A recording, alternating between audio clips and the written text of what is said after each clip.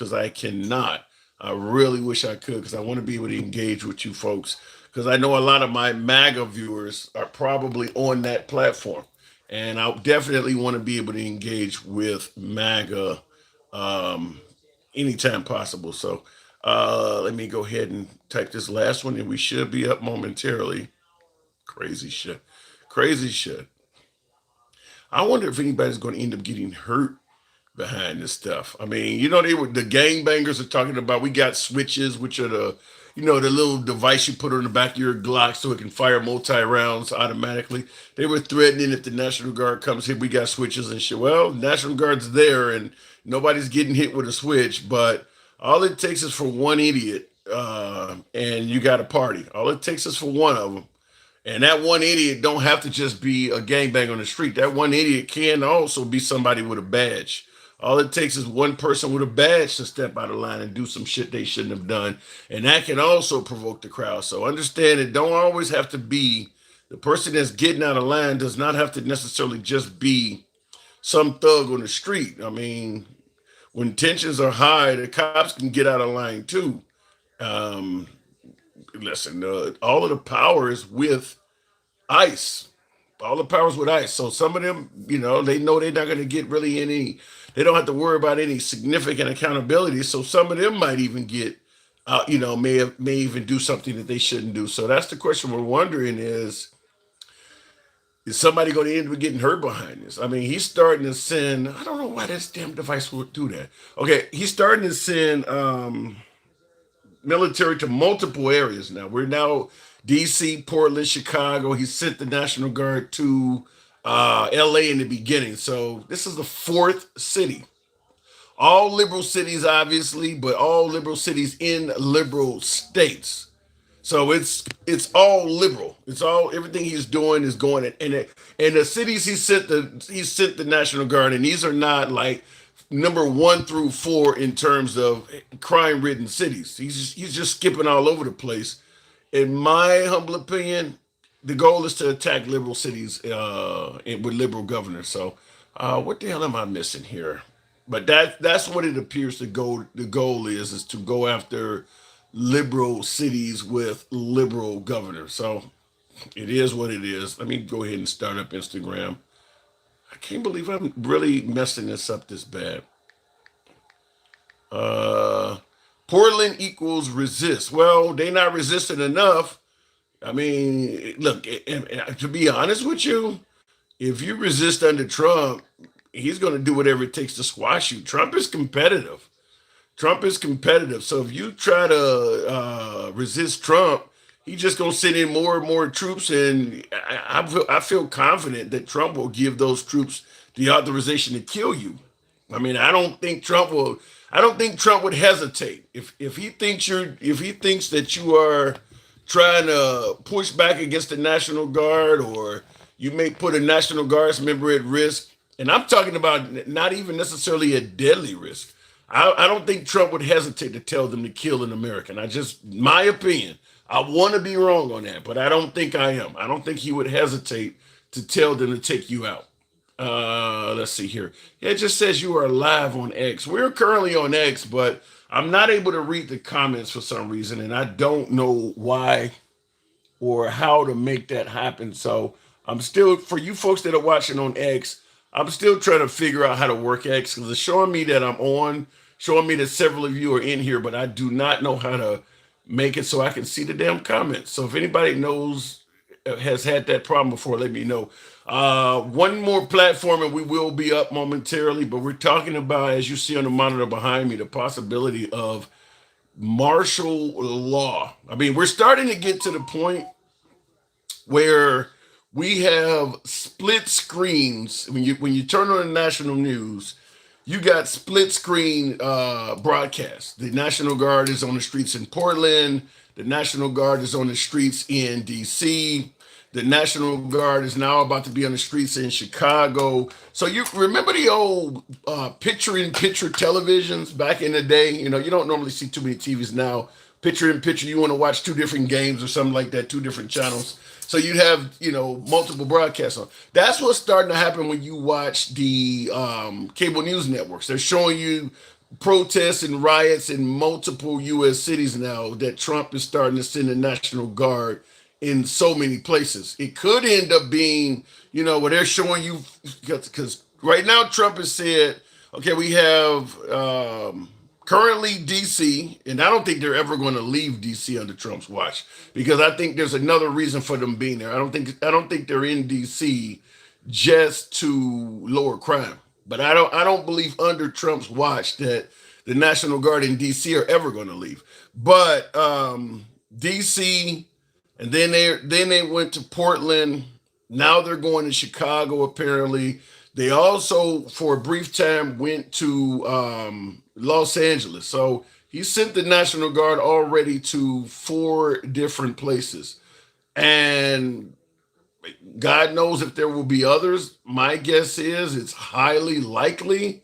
Um, Problem is the what do you want to call it? The judges are one of the judges that ruled against him stated that this ain't what you're claiming is not even true. I mean, and I don't think that's hard to accept considering he stated that Portland was burning to the ground. I think everybody, even his supporters, know that that is not true. Many of his supporters are, well, they did do a bunch of damage during the summer of love 5 years ago, but they know. I mean, you're trying to spin it to some way somehow justify what Trump is doing because even his supporters know Portland is not currently burning to the ground. That's just something Trump is making up as an excuse to do what he's doing. It's not burning to the ground.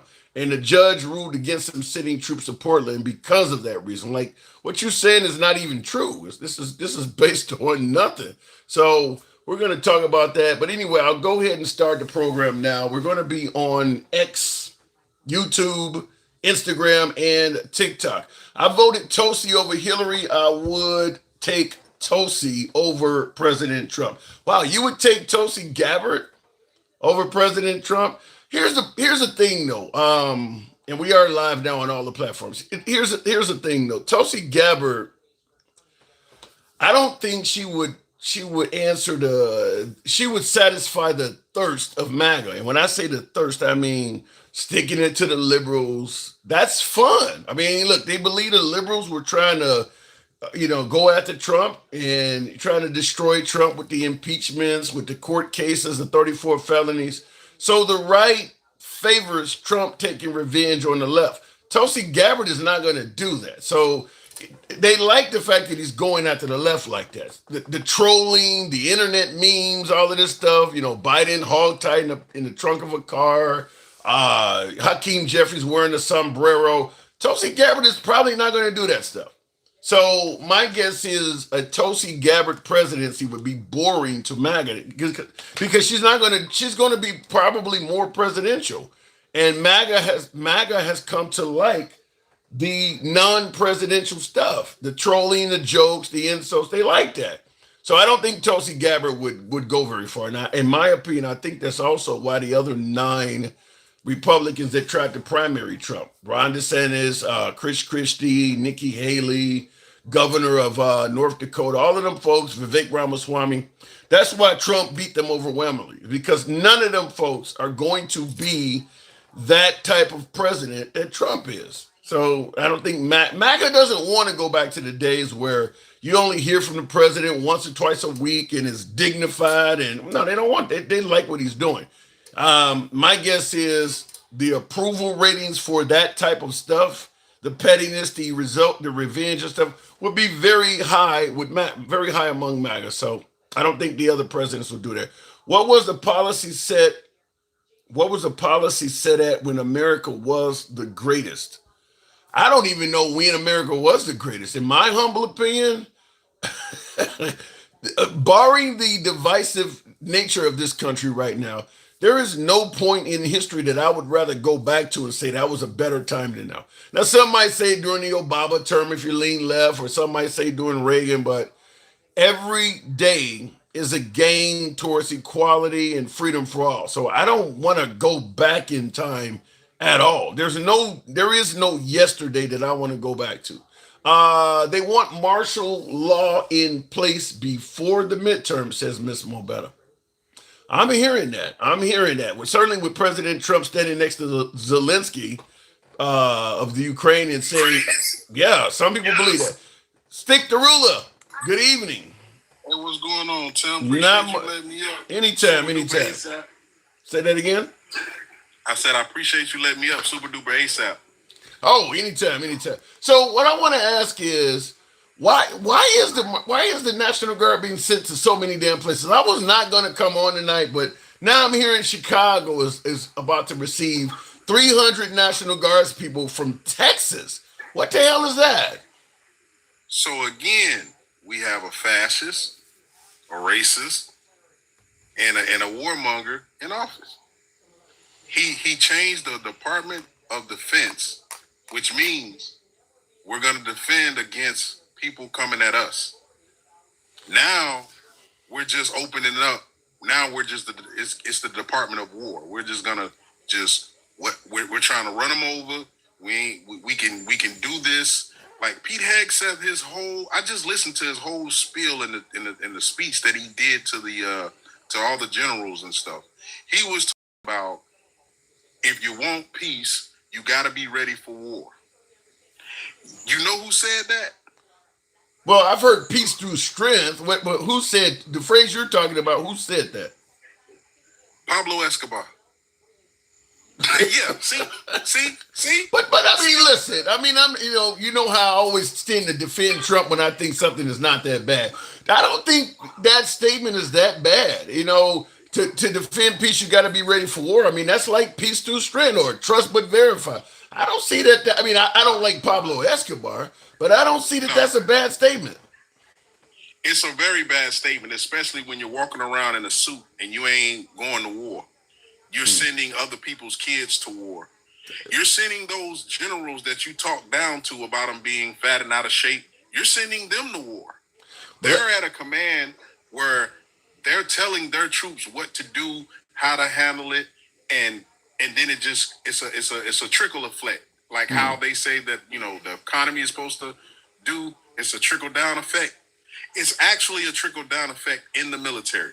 But From the let's top be spread clear. But all when the way you down. when you talk about men in suits sending people's kids to war and things like that, that's kind of the American way, is it not? Most of our leaders do not have a combat background. I mean, I think George W. Bush, he probably was the last one. Obviously, Obama didn't serve.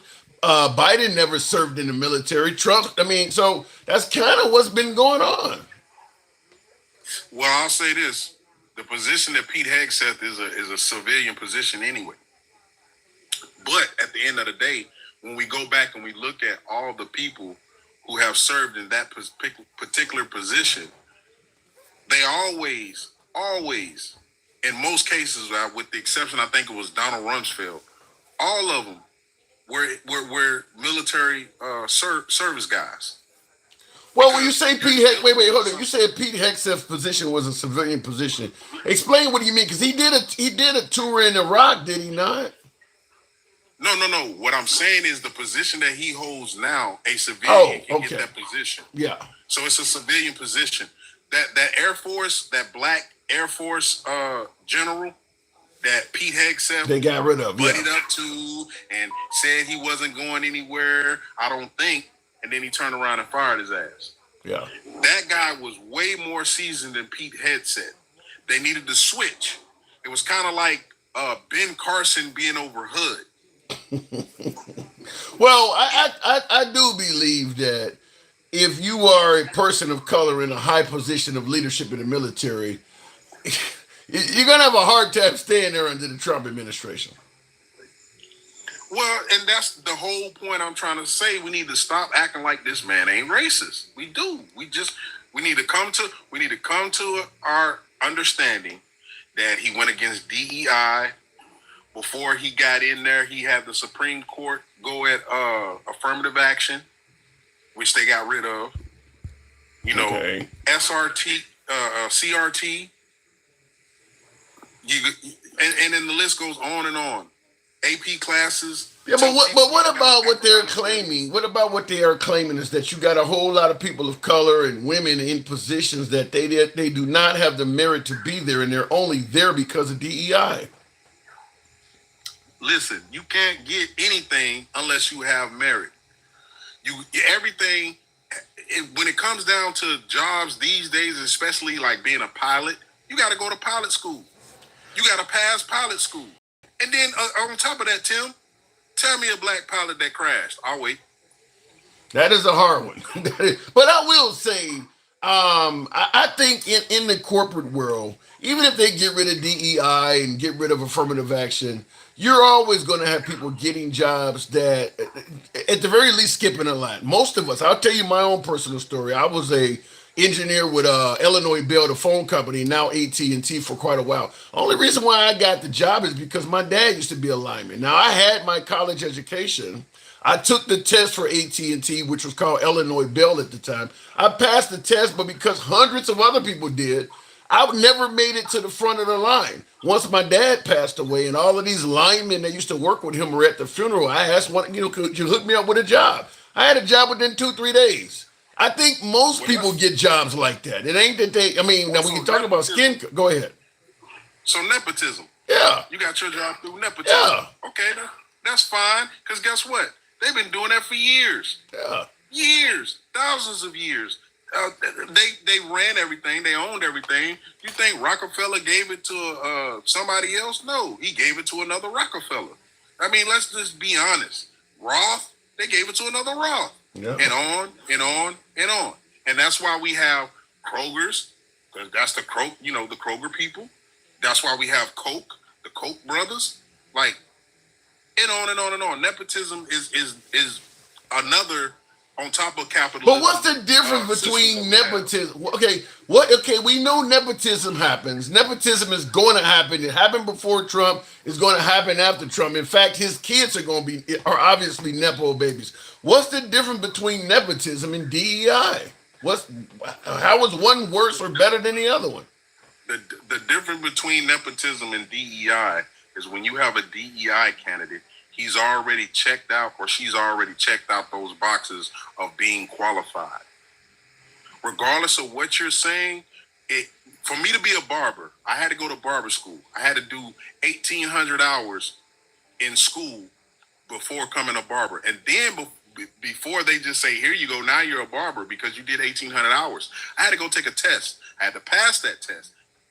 That gave me the barber's license, which in sense makes me a barber. So you're basically saying that nepotism is worse than DEI. Oh, it has always been worse than DEI because 9 times out of 10, that's a private company. Nobody can tell that private company what to do.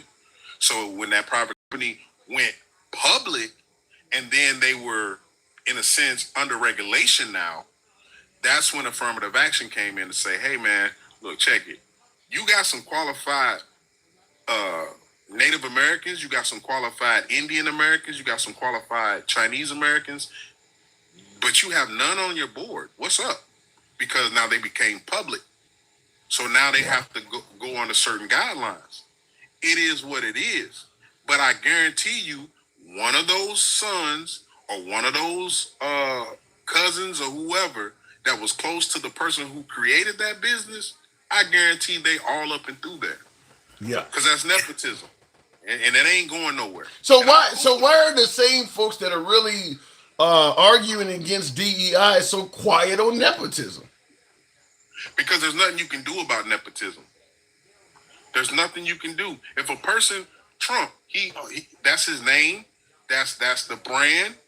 His kid's last name is Trump. So there's nothing you can do about that. You know automatically they're gonna inherit once Trump is out of here. Once he has that Big Mac attack and he's gone, we know that Donald Jr. 9 times out of 10 is gonna be the one to get it. And then from there, he may do a dad, like how he did his siblings, and just say, no, it's mine. Now let me give you an example. I thought about this. I haven't put it to video yet, but I thought about this because remember Charlie Kirk is known for saying when he got on the plane due to DEI and affirmative action, he kind of questions whether a black pilot would have merit. Now the thing I brought up is for Charlie Kirk to have reached the level of success that he reached. He did everything from interning for free for in conservative circles. I think he did free internships at Fox News and things like that. Obviously, he held debates and things at colleges and universities all over the country, energizing the youth vote to explore voting conservative. So he worked and put in the groundwork to get where he's at. Now that he lost his life, they're going to make his wife the CEO, and she has not put in anywhere near the groundwork of Charlie Kirk. So the question I'm asking is, in the future, if businesses want to partner up with Charlie Kirk's former business, or they want to invest in it or do collaborations, should they look at his wife as the CEO the same way he looked at a black pilot? She doesn't have the business merit to be where she's at. They should, but they won't. And I'm gonna give you even better one. Miss McMahon. Yeah. What she's in charge of. Education or something like that, right? And what does she do? She don't have nothing to do with education. So again, with Ben Carson being served in his first presidency, we should have known better. You got the smartest man. Period. I know Trump don't like to admit it, but Ben Carson was way smarter than him. He was a neurosurgeon. Why would you put a neurosurgeon in somebody that like accounting needs? Somebody that has something to do with properties? Like, well, probably because... Hey, you know what? I'm going to give Trump one, right? Even though he ain't good at nothing, really. But Big Dog, he should have been over HUD. Because he deals in real estate. See what I'm saying? Yeah. He should have said, you know what, I'm just gonna bow out. Just whoever wins, just make me over HUD. I'll just tell you this before I move it on from you. My guess is Ben Carson was put in charge of HUD because that way you didn't have to worry about bumping heads with him or him pushing back. He knew that was a position that he was pretty much just going to ride for Trump's term. Whereas if you had to put him in a position like what Kennedy is in, he might have been pushing back because now he knows what he's doing. I mean, this is an area he's an expert in. My guess is Dr. Oz is just being submissive. Dr. Oz probably know that Kennedy is full of shit on a lot of that stuff because Dr. Oz has a hell of a lot of medical credentials, but he's just riding a wave, making a bunch of money. I think Ben Carson might have pushed back, and that way Trump just gave him a favor by him stepping down from the presidency. I'm going to give you a cabinet position, but it's going to be some shit that you kind of just have like a ghost payroll where you don't really have to do much. Well, I think that the Ben Carson even being put in was him still trying to have somebody black, at least one. Back then, because back then it wasn't Trump wasn't worried about that. He was worried about just being president, proving a point. Well, he had to worry about running for a second term back then. He don't have that worry now. Well, it's not so much he didn't. Well, yes and no, because again, he ran before and didn't win. So at this point, it was even it had been said that he was mad about a contract. Somebody was getting paid more than him, and he thought that if I go and I run for president, I'll show them, right? And he was surprised that it was a lot of fans out there that watched The Apprentice and liked to hear him say how he was fired. And he had been on, Home Alone. Yeah. And, he runs the country like a business. People really like that. I got to move it on stick, though. People really liked his business acumen. I mean, Well, the thing of it is, he's running the U.S. right now like a business. He didn't do that the first term. True. He let go of the wheel and he let it go. He let it ride. And we had good results because it was Obama presidency that set him up really good. Cool. You didn't fuck it up. We like that. Now you're fucking it up just like you fucked up all your businesses. And that's why it looks like this, because you have your hand in the pot. Once you have your hand in the pot, it goes to shit.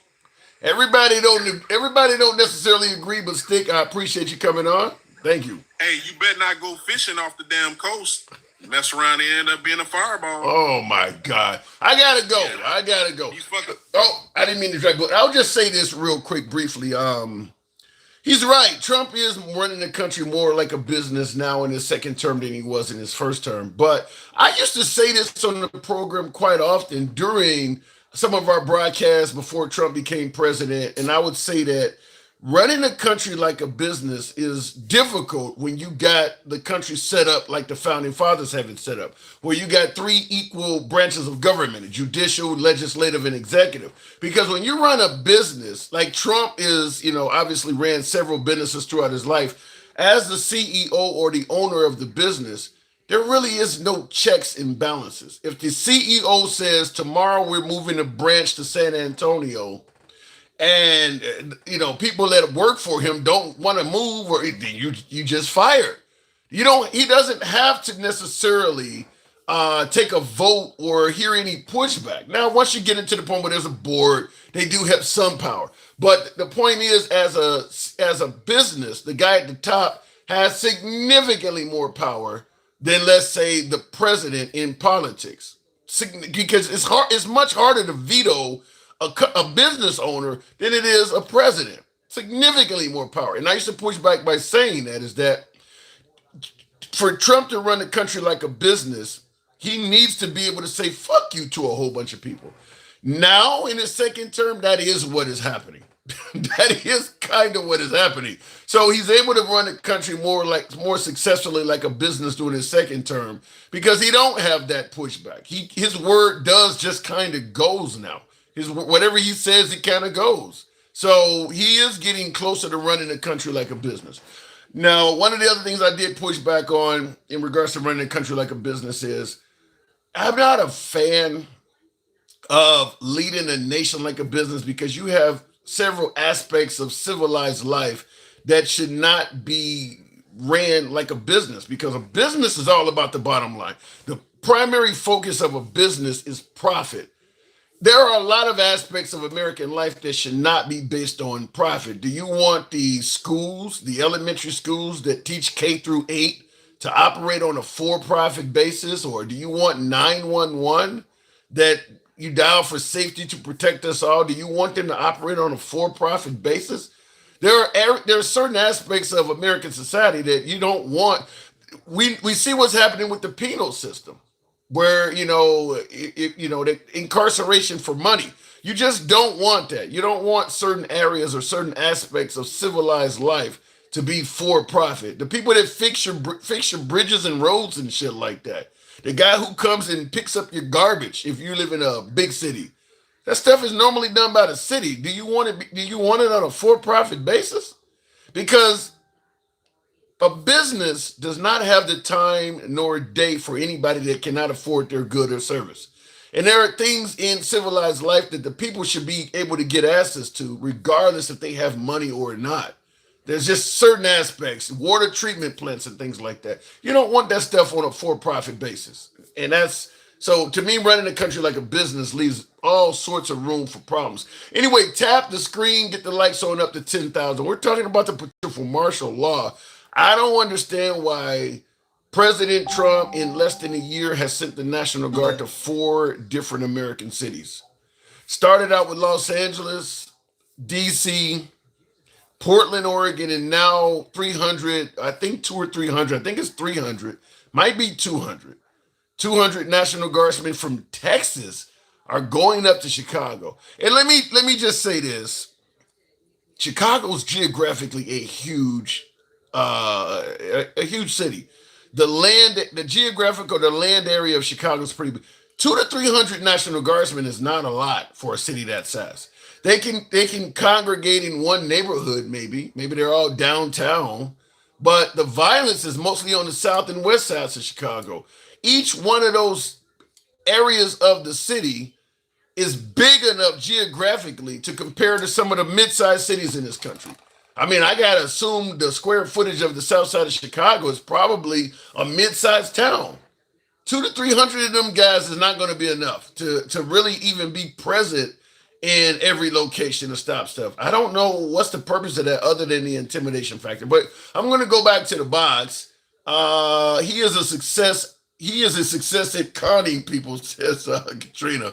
All right, because he is tired of all the violence. I don't think what he's doing is going to stop it, though, Paul. I don't believe. First of all, America's a violent country.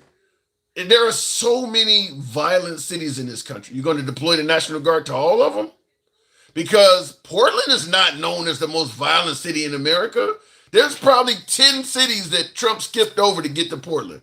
Portland is nowhere near the most violent city. Memphis, St. Louis, Jacksonville, Florida, I believe Jackson, Mississippi, New Orleans, Baton Rouge, Little Rock, Arkansas. All of those cities are more violent than Portland.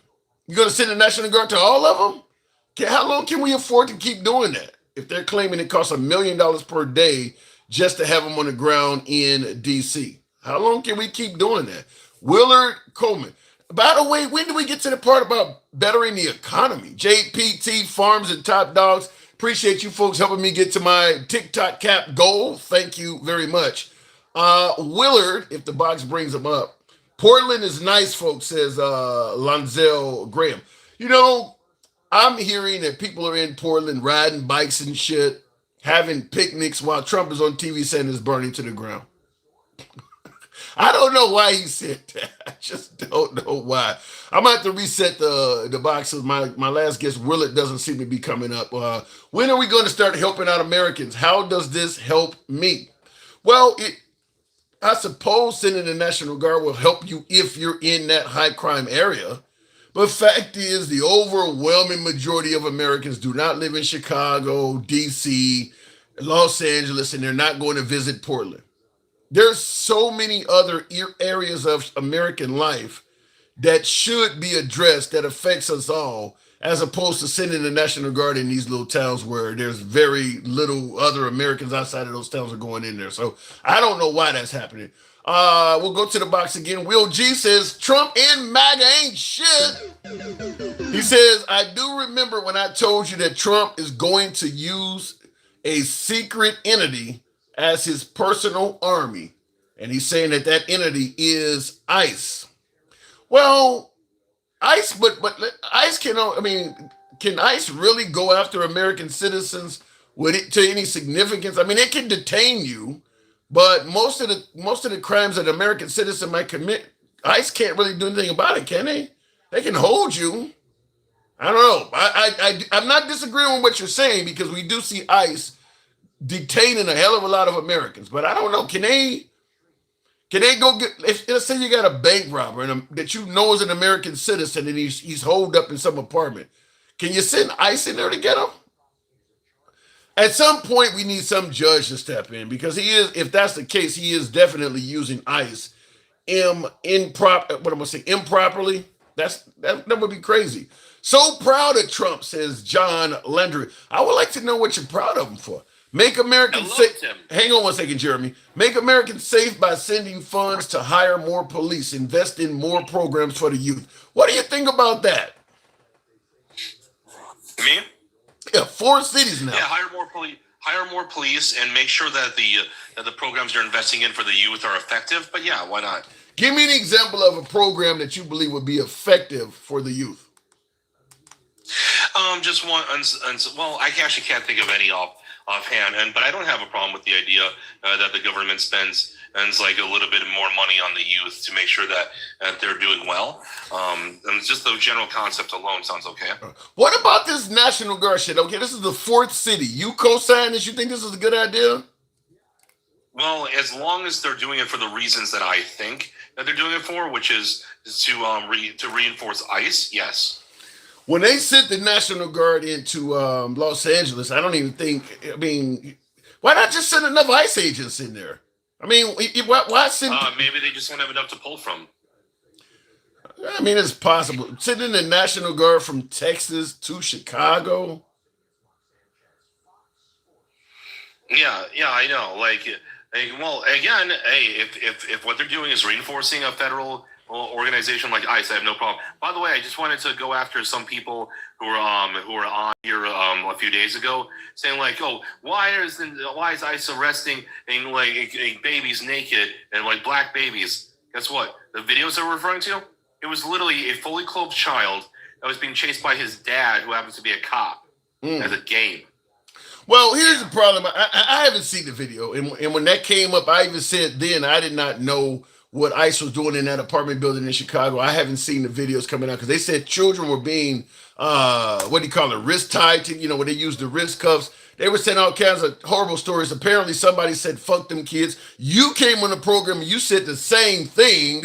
So I think the way because I knew there was more to the story than people were leading on. I knew it wasn't going to be some like 4-year-old child. I knew that like it was either going to be some 16 or 14-year-old, or it didn't even happen. I don't know what could happen to make you say fuck them kids for somebody who's even 14.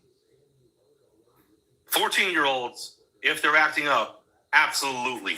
Put them in cuffs. I do not give a fuck. Well, I am so tired of people treating teens as if they're like small little children.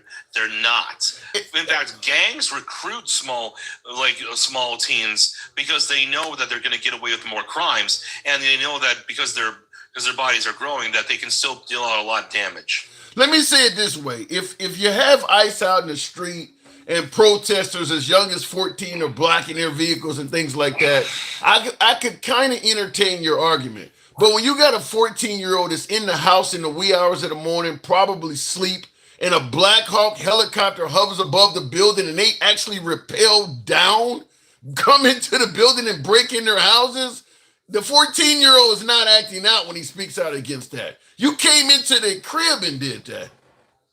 And then dragged him out in the street. If he's illegally in the country, you don't know how dangerous that kid is. You got to make sure. See, this is the basic thing that every single military and police officer knows. People hide weapons on them all. Jeremy, time.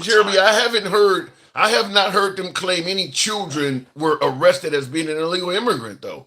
I have not heard that at all. And again, the original video that everyone's referring to is literally just a cop chasing his little kid around for fun. Yeah, I can't speak on the video because I haven't seen it, but I mean, okay, let's say they're here illegally. A Black Hawk helicopter and you're rappelling to the top of the fucking building? What the hell is that? A Tom Cruise Mission Impossible movie? Hey, whatever it takes. It don't take that, and you know damn well it don't take that. We got violent criminals that are holed up in houses and buildings all the damn time. They never address it like that. You surround the damn building, get on a megaphone, and if you got to go in with tear gas or whatever you don't rappel from a Black Hawk helicopter. Are you kidding me? That might be a little bit overkill, but a little bit. That big of a deal.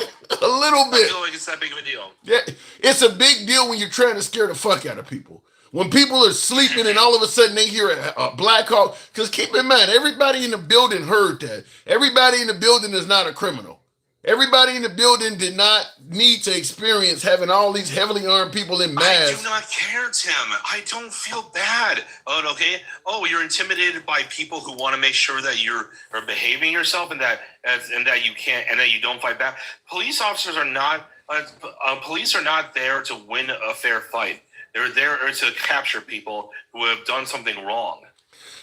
Listen, I get that they're not there to win a fair fight, but damn it, there's got to be a fight to begin with. If somebody is simply in the country illegally and they're at home, no.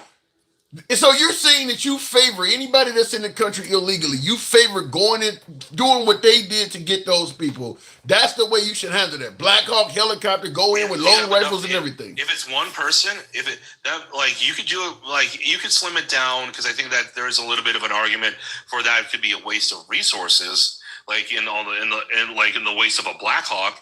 But you could do the same thing with a Bearcat and to knock down a wall. Whatever happened to trying to use the least amount of force necessary? I think that went away a long time ago when all of a sudden on the do you remember in the Los Angeles bank robbery shooting? The Norridge shooting? The North Hollywood shooting. Yeah, I remember it. I mean, they kind of like what they did in the movie Heat, but I know what you're talking about. Where the guys had on trenches and bulletproof trenches and shit. Yeah. I think the cops have kind of learned you can't, and you got to be prepared for everything. And people wonder when the cops are doing shit like that, why people are hating police and saying defund them. If you got the kind of money to make an arrest with a Black Hawk helicopter and shit like that for somebody that is not even armed or putting up a fight, you kind of wonder why people don't want them defunded. You don't need money to do that. There a ton of money was wasted on that. Again, you don't necessarily. You can make the argument, and for saying like the Black Hawk was a waste of resources, you could have had a Bearcat and a bunch of guys is riding on the back and knocked down the door. Fine. If you want to make that argument, Jeremy, they're in a fucking high rise. They're not going to jump from the 10th floor. You don't need a Bearcat even. All you do is need to get on a megaphone, come out. If they don't come out, you shoot tear gas in the apartment they're in. You don't empty the whole fucking building with a bunch of heavily armed men. I mean, the amount of unnecessary escalation is off the chain in this. They could have done this way simpler than that. This is all hypothetical. I don't even know that this ever happened. Well, you don't know whatever happened. That this whole Black Hawk situation even happened. Pretty easy to look it up. They used the Black Hawk helicopter. They rappelled onto the roof of the building. I mean, it's pretty easy to look that up. Okay, you don't know it, but it's pretty easy to look that up. The amount of escalatory force they used was beyond necessary. It sounds like they were just trying to deliver a message of fright to other people. It had nothing to do with what they were trying to. I mean, there's nobody that was charged with resisting arrest. Nobody was charged with shooting back or anything. So what? That's fine if no one was charged with that. You don't know what someone's packing. And here's the thing. You want to know how many ways there are to build a firearm? There's a million ways to build guns and to store them and to hide them and to be dangerous. So based on what you're saying, hold on. You want to know what's the most dangerous and common situation for a cop to die in? Domestic violence. A traffic stop. Domestic violence is actually the most dangerous stop. Well, let me just say it like this. Then, based on what you're saying, why don't they stop everybody with a Black Hawk helicopter with guns drawn? Because anybody could formulate a weapon.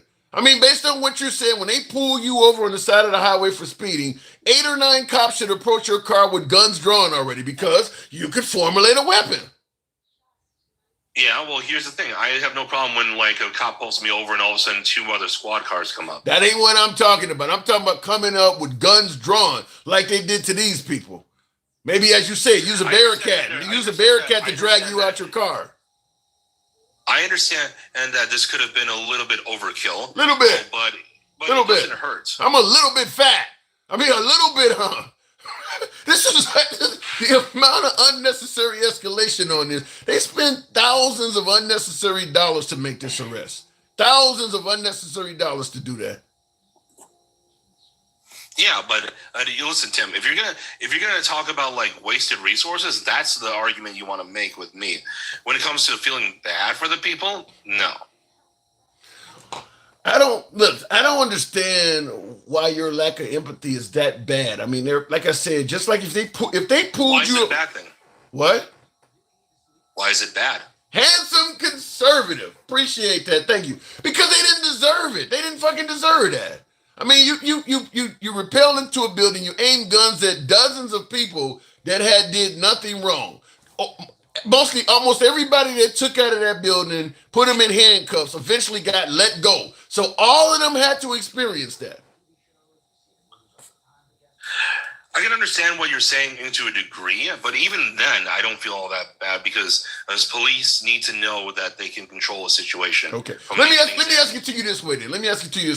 If I'm sleeping in bed, I'm law-abiding citizen, I've done nothing wrong, and maybe the neighbor next door in the other apartment has done something wrong, but they come in my apartment, drag me out butt-ass naked or barely clothed at 3 o'clock in the morning after rappel. Would you understand me not liking police because of what happened to me?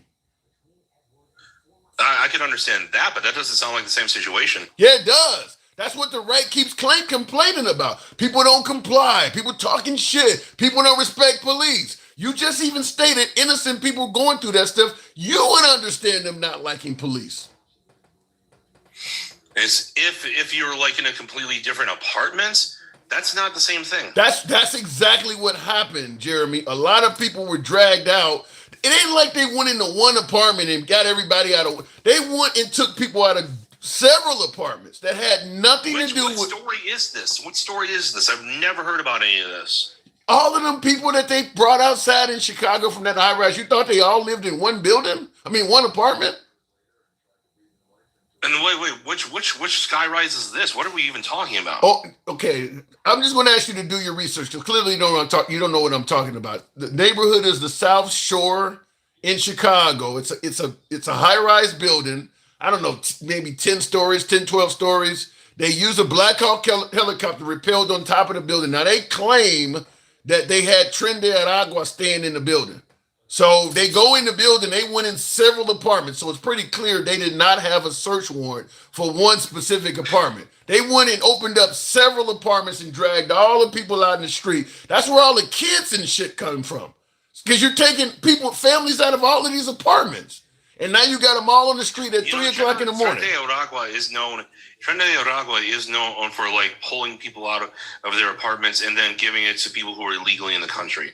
That sounds great if you're dragging Trinidad Agua outside, but if you're laying in your bed and you haven't committed a crime, that don't sound great to you. Well, if you're not supposed to be in that apartment, then you have committed a crime. But Jeremy, what I'm saying is they dragged people out of several apartments that did not have any Trinidad Agua in it.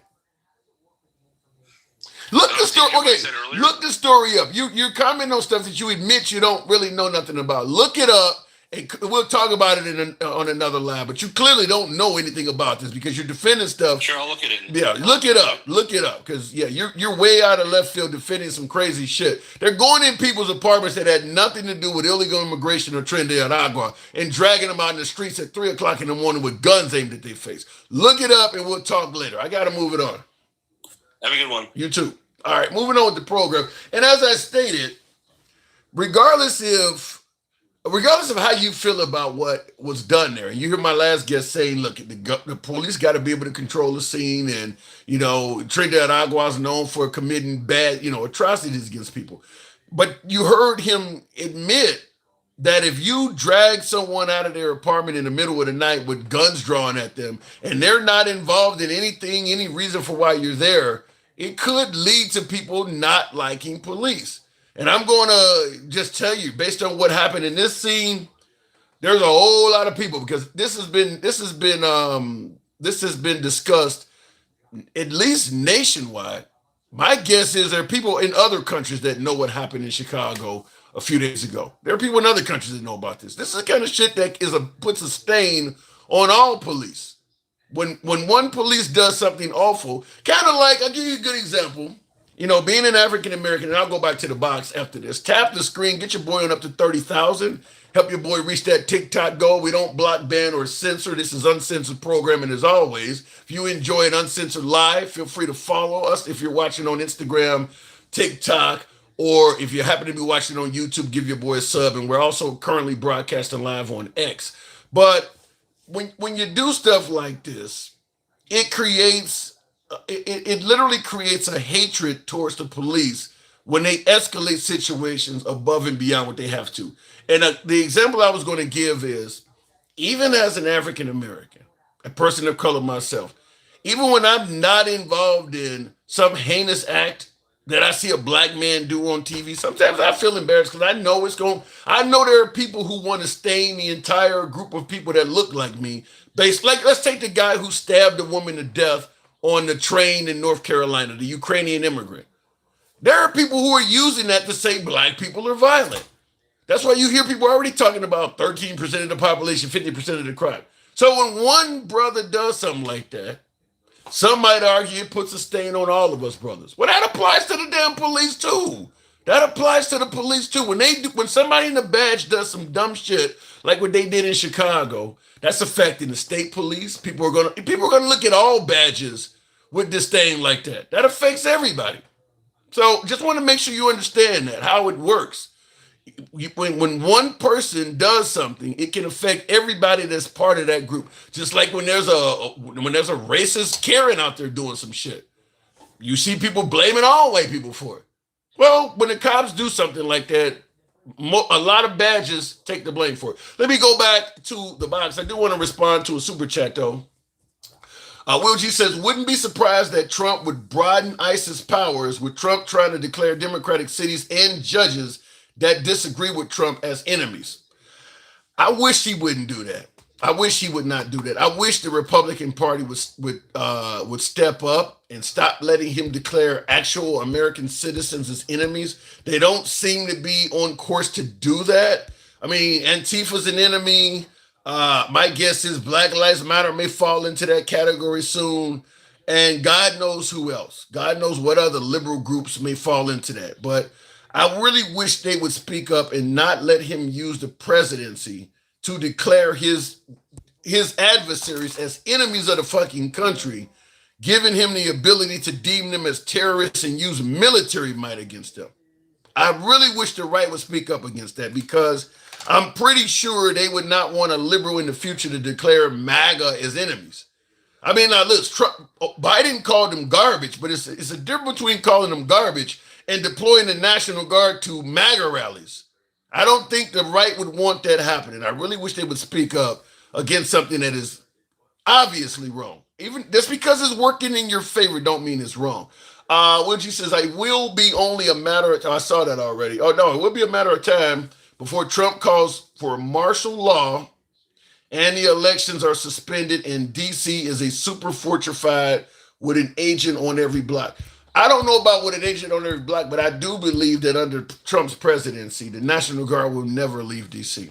I do believe they will remain deployed in DC, possibly going along the direction of what Will just said, fortify DC. So if there is civil unrest, I'm safe. I'm safe. I'm in DC and I got military everywhere, all around me. Can't touch me. Anyway, going back to the box, the right is weak and scared. That's why they're doing this. Scared of what? PPF Ranch. Going back to the box. I don't know. There's some troubling times that we got National Guard going all over the damn place. For the littlest of reasons. DC, Portland, Chicago, LA, none of those cities, I believe, are in the top 10 for most levels of violence. But yet he started with those first. Mike, good evening. Tim, what's up, brother? I wasn't even going to do live tonight until I heard he was sending them into Chicago. I was not even going to be on here live, man. Well, I'm glad you are. A couple things. Tim, tap the screen share the live. Let's get Tim up to 50,000. There's that would be nice. 242 people in that here. That would be nice.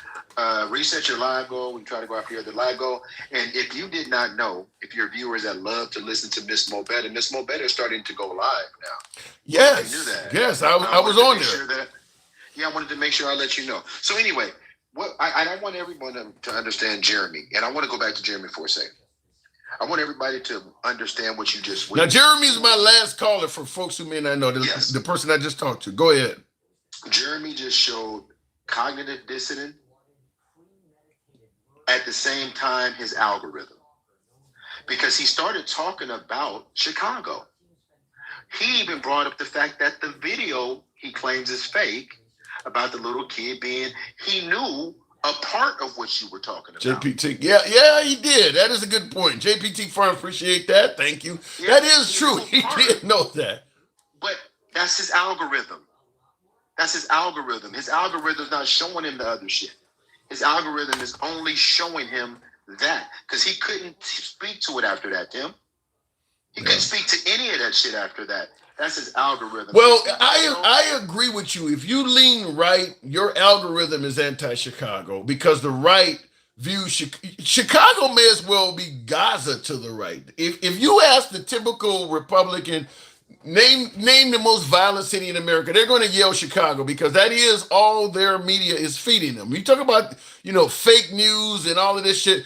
The notion that Chicago is the most violent city in America is a heap of fake shit. It's not even in the top 10, I don't think. But the right feeds them that day and night that Chicago is the most violent city in America. Yeah, and he just displayed that. The cognitive dissonance is all the things he was trying to make excuses for. When you were explaining, like for example, the average person, critical thinking should know if that was a legit raid, because they said they had information from they got information that there were two gang members living in the apartment. Right. Well, if they had that information, they would have had an apartment number. That is true. If they had that information, they would have had a floor. They would have just said he in there somewhere. You can't get a warrant for in there somewhere. You have to have that warrant would have said apartment 2B on the 4th floor. That's what they would have said. Would that not make it almost a guaranteed lawsuit for those residents? I mean, Tim, yeah. I've looked this up. 100%. There is no defense for that shit. You can't come into my house because you can't come in my house looking for my neighbor, going in his house and my house just to be sure without a warrant. You know something though, this is why I often say that even though I don't believe Trump will ever get in trouble. I think Trump will ride off into the sunset as an old wealthy man and he'll live a full life. But this is why I say a lot of people that associate with Trump probably will face the music after he's gone, is because somebody authorized ICE to go into all of those apartments with no warrant. I mean, somebody knew what they were doing was wrong. You can't be looking for two or three people and go into all of these apartments. You don't have any warrant to be there. And Tim, you're 100% right. And so this is why I get so upset. And maybe we don't have enough time to talk about this. People think I'm so goddamn racist. I think about everybody involved. I think about the ICE agents that are trying to do their job legitimately. I think about the officers that are trying to be good officers and being given bogus orders to put their lives in jeopardy. Shit. Like, see, the right doesn't think about that shit. If you care about law enforcement, you should be outraged if they got an unlawful order. Because I don't think it's about being concerned with law enforcement. I think it's about being concerned with winning. If Trump is winning and sticking it to the liberals, the hell with the fucking law. If he's winning, let him win. I don't think they care about the law. They care about winning. Oh, it's clear they don't care about the law. I mean, he was already talking today that he would consider invoking the Insurrection Act. Did you see that shit? I heard him mention it. I did see people talking about how could he possibly be. Like I said, they care about winning. That's another good example, is that he can say some wild shit and there really is no pushback, even though they admit a lot of it is unconstitutional. But hey, it's Trump doing it. And again, even though Jeremy says he doesn't support Trump, and I don't care if he supports Trump, I just know that he's a bigot at best, or at worst, racist at best. But to not have empathy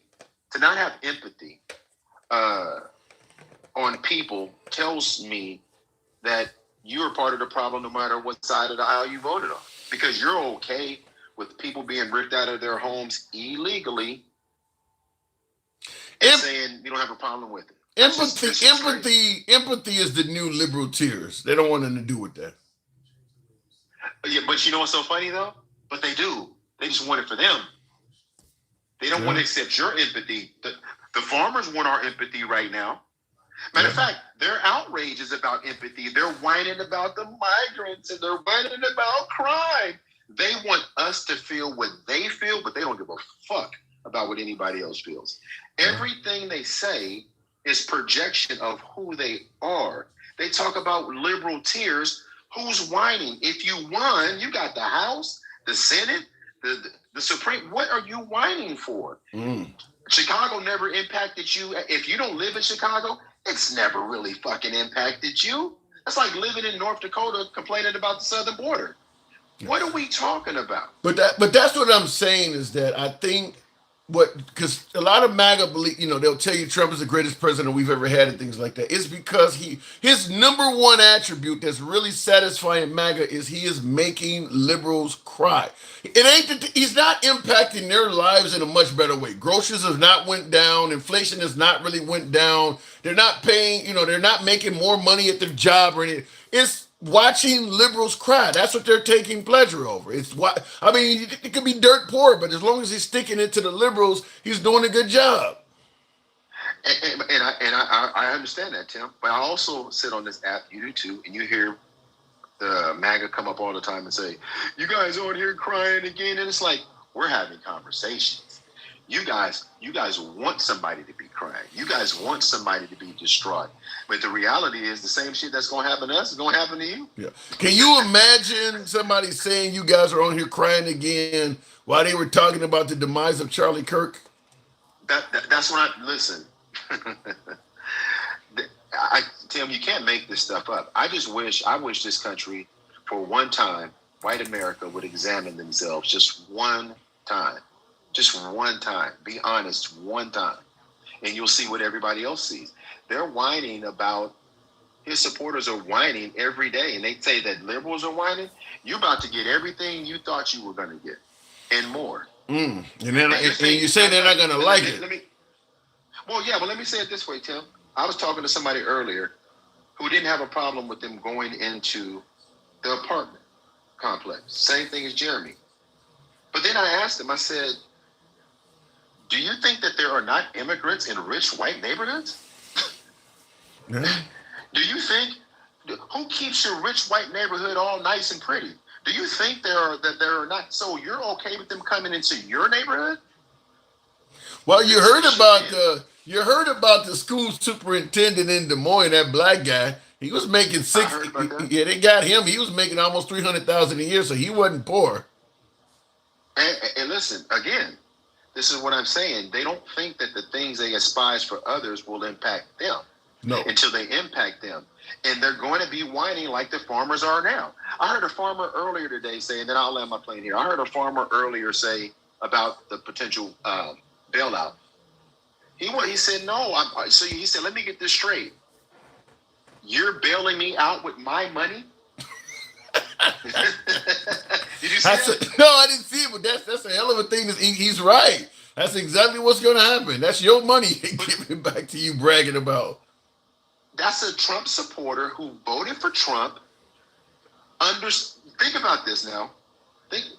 He is a Trump supporter that voted for Trump, is getting what Trump was going to do. It directly impacts him, and he's pissed in the manner that's how bad it is. He's pissed at the aid that he might get because it's his fucking money to begin with. You know, listen, I don't want to be as bad as Jeremy on the lack of empathy, but it is hard to have empathy for folks who voted for something that is hurting them when the man announced he was going to do something that was going to hurt them. I mean, if you're a farmer and you didn't realize tariffs and getting rid of all the immigrant workers, if you didn't realize that was going to hurt you, that's on you. I mean, you don't think any of this is going to come back and affect you at all? No, they don't. That's the thing. They really believe that this shit was not going to touch them. Yeah. Cognitive dissonance and algorithm. I think the issue is the belief was that if you get rid of the illegal immigrants because they're taking jobs from Americans, if you get rid of the illegal immigrants, Americans will flood the farms and hotels and do those hard-working jobs. They just assumed that Americans would show up and do that shit. I don't know why that wasn't like the farmers should have asked their kids or asked their relatives, would you want to come out here and do this at the pay they're giving them? They would have known. They know Americans gonna take these jobs. But Tim, the farmers knew that. Here's the thing. This is why I said a lot of people aren't paying attention. It wasn't just the workers, the tariff, they got double slapped. So, because trust me, the farmers know them white folks ain't coming out in them fields. Or they're not willing to pay them, or they would have did it already. Yeah. So even when they heard that, they didn't think it would affect them. That's why they didn't have a problem with it. Because they figured they were protected by the privilege. They voted for him, he wouldn't harm me.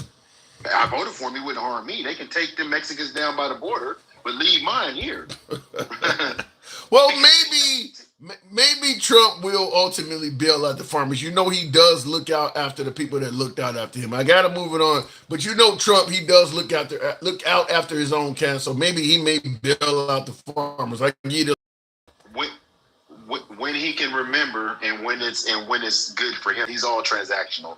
The only reason he's bailing them out because they're thinking about midterms. They don't want to lose those sections of the country. That's the only reason he's thinking about bailing. He's transactional because none of this stuff. Listen, Tim, people truly aren't paying attention. I'm gonna say this. But even the people that are about to lose their whole damn farm is still like, I would still rather have had Trump than Kamala Harris. Yeah, because they ain't got that cardboard box yet. But listen, I'm gonna say this.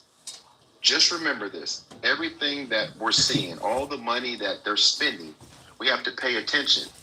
Somebody's gonna have to pay that. Who's gonna be paying that? So you got to think about his supporters. They got to think about all of this debt that he's running up. All this debt that's federal spending. I don't think they're thinking about that, Mike. All right, man. Appreciate you coming in. I don't think they're thinking about it. I don't think they're thinking that far into the future, but appreciate you coming on. All right. Appreciate it. By the way, tap the screen, get you down up to 50,000. We can make that happen. Tap the screen, get me on up to 50. You know how the program is ran. We do not block, ban, or censor. Been MAGA friendly ever since day one. I would like to get more MAGA on the program. I understand the program has majority left-wing callers. I absolutely do not run from MAGA. We don't limit MAGA. We don't censor MAGA. We consider MAGA still to be preferred guests. It's just that unfortunately, Trump is president now as opposed to Biden, and he's the one that takes most of the criticism. When Biden was office, he was doing it. Shake the hand. What was that? Hey, that was cool. Who did that? Handsome conservative. Appreciate that. Never seen that. Crispy kisses. Thank you. But when Biden was in office, we were hammering Biden, and now that Trump is in office, he's in the hot seat, and it is what it is. But we had more MAGA viewers during the time we were hammering Biden. Now that Trump is in office, MAGA don't like to hear Trump criticized, so MAGA has kind of fled the program. Here's the difference I've seen, though. When I was hammering, when the show was hammering Biden and Kamala Harris, because it wasn't just me, my guests were hammering them too. When we were hammering Biden over the economy and the border and things like that, the left, you're a sellout, you're a raccoon, you're an Uncle Tom. All of the typical insults an African American might be called for pointing out things that were beneficial on the right. But they stayed in the forum. They were criticizing the hell out of me and others, but they stayed in the forum. Now, when Trump gets criticized, MAGA will call you the same insults, a lot of insults as well, but they leave. So the MAGA side of the aisle, in my opinion, they're not just a fan of free speech. They want Trump speech. They don't want free speech. They want pro-Trump speech. I don't know how to deliver a program like that because I'm going to criticize whoever deserves to be criticized, even if it's me, damn it. So we don't run a program where we're going to favor one side over the other, regardless of what's going on. And that's kind of how the MAGA side is you need to be constantly defending Trump. Otherwise, we don't have the time of day for you. I don't know how to have a program like that. Let me go ahead and continue on, though. Carmen, I think that is. We got an Instagram. Real quick, hang on a second here, Carmen. Will G says, did you see the chief of the Chicago police saying CPD, Chicago police, cannot get in the way of ICE if people call 911? And Ice-T gassed the CPD in response. No, I didn't see that. I heard someone talking about the chief of police in Chicago, the way he handled it was wrong, but I haven't seen. Well, you say Ice-T, you're not talking about the actor, are you? I haven't heard that. What are you talking about? I need to know that. You saying the actor from Law and Order? Is that what you're talking about? Somebody let me know that. He didn't handle anything wrong, says Alter Ego. You're not talking about the actor Ice-T, are you? I haven't seen that. Democrat leaders are billionaires and millionaires, and their supporters are on welfare benefits. The fuck, Rude Boy, you don't think that applies to the Republican Party as well? You're saying the Democrat leaders are billionaires and millionaires, yet their supporters are on welfare benefits. I would submit to you the leaders of the Republican Party are millionaires and billionaires, and the Republicans don't even want to give you welfare. The Republican Party believes you should pull yourself up by your bootstraps. So you look at the Democrat areas, the liberal cities, and let's take your statement. The Democrat leaders in the liberal areas are millionaires and billionaires, and their constituents are on welfare. Now, when you go to the conservative areas, their leaders are millionaires and billionaires as well, but the welfare programs are not even available. That's why you will notice that Republican areas are significantly poorer than Democratic areas. There is no social safety net if you fall on your face. They don't do nothing for you. So I don't know if your comment is a flex whatsoever. No ICE tear gas to the Chicago Police Department trying to respond to a call. Oh, damn. So the Chicago police showed up and got gassed, or better yet, tear gassed by ICE. Man, that's bad.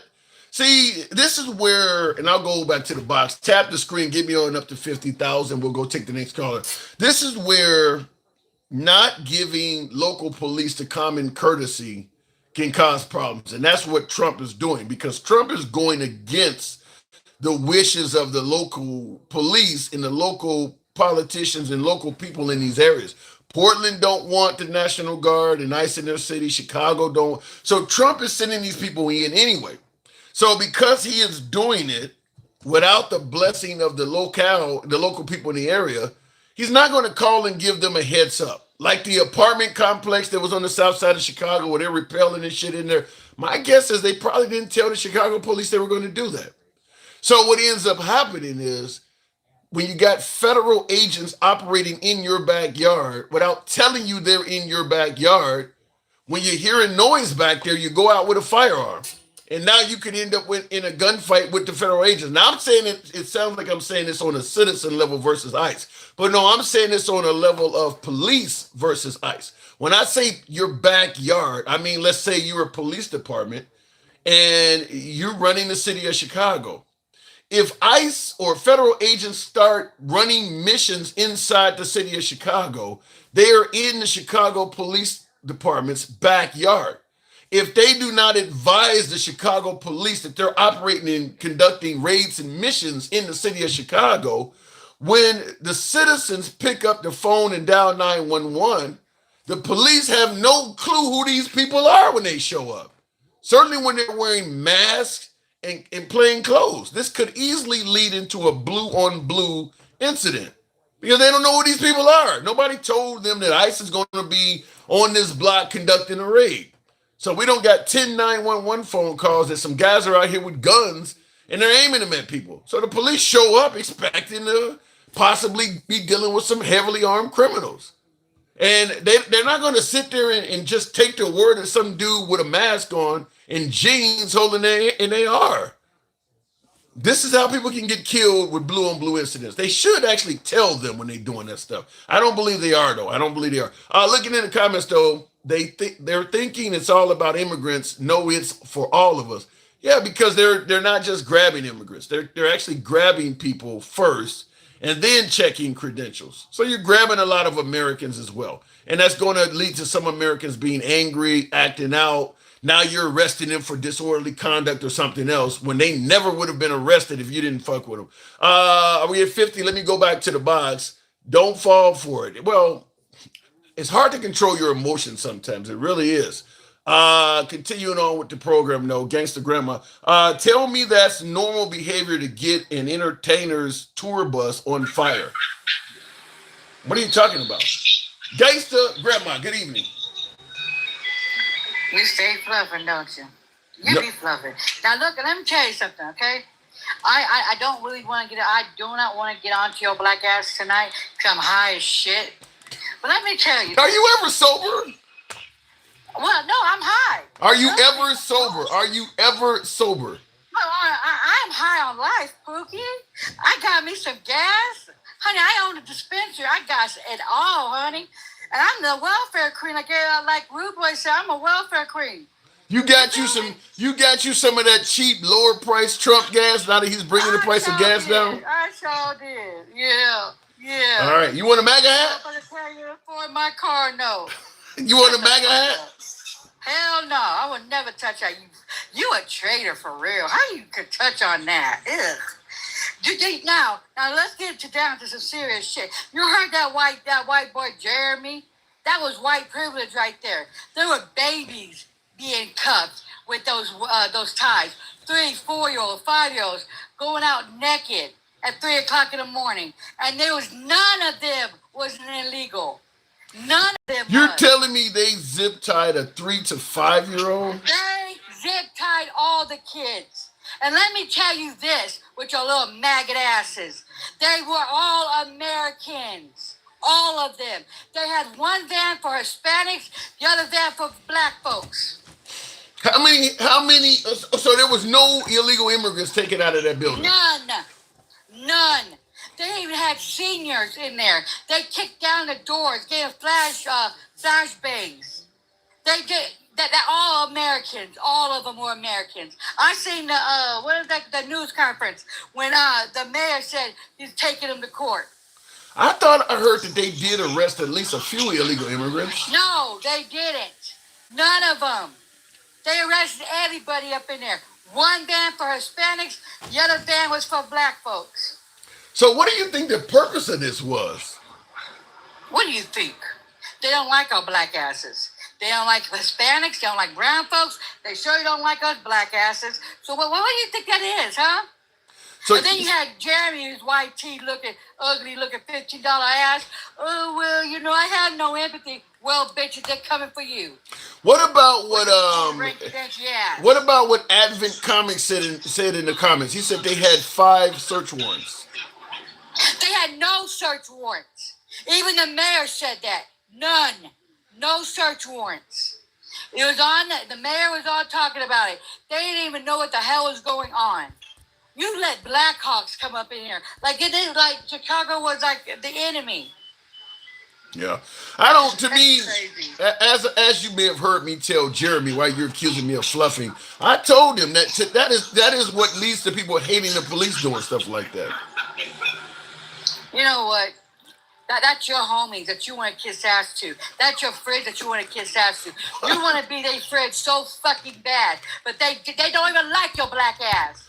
What the hell makes you And say? saying what Jeremy showed his true colors tonight. I don't have no empathy for kids. Well, guess what, bitch? We don't have no empathy for white teen men. And handsome stubby fingers, I see you says 10 points to gangster grandma for Jeremy. So you're kind of happy that she's calling Jeremy out like that. No, listen, I didn't agree with him tonight, but But see how your but you want to suck the cock, but I mean, that's why I had no respect. I had no respect for the maggots. None. I will call them out. I'll spit on them. I shit you not. I'll beat their ass too. Okay, I wish they would come up against me. well, first of all, Jeremy is not a maggot. He voted for him. He's a maggot. He's a maggot.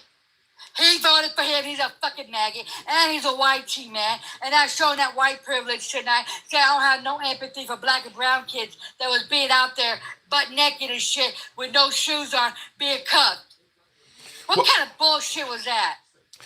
I don't have an answer for that. I see in the comments, Phyllis says MAGA baby. So there's one of your MAGA. Phyllis is in the comments saying that, but I don't know. I don't agree with what took place in Chicago. I like I told Mike. It's going to be happening a lot more. If you think that shit it's going to be happening a lot more.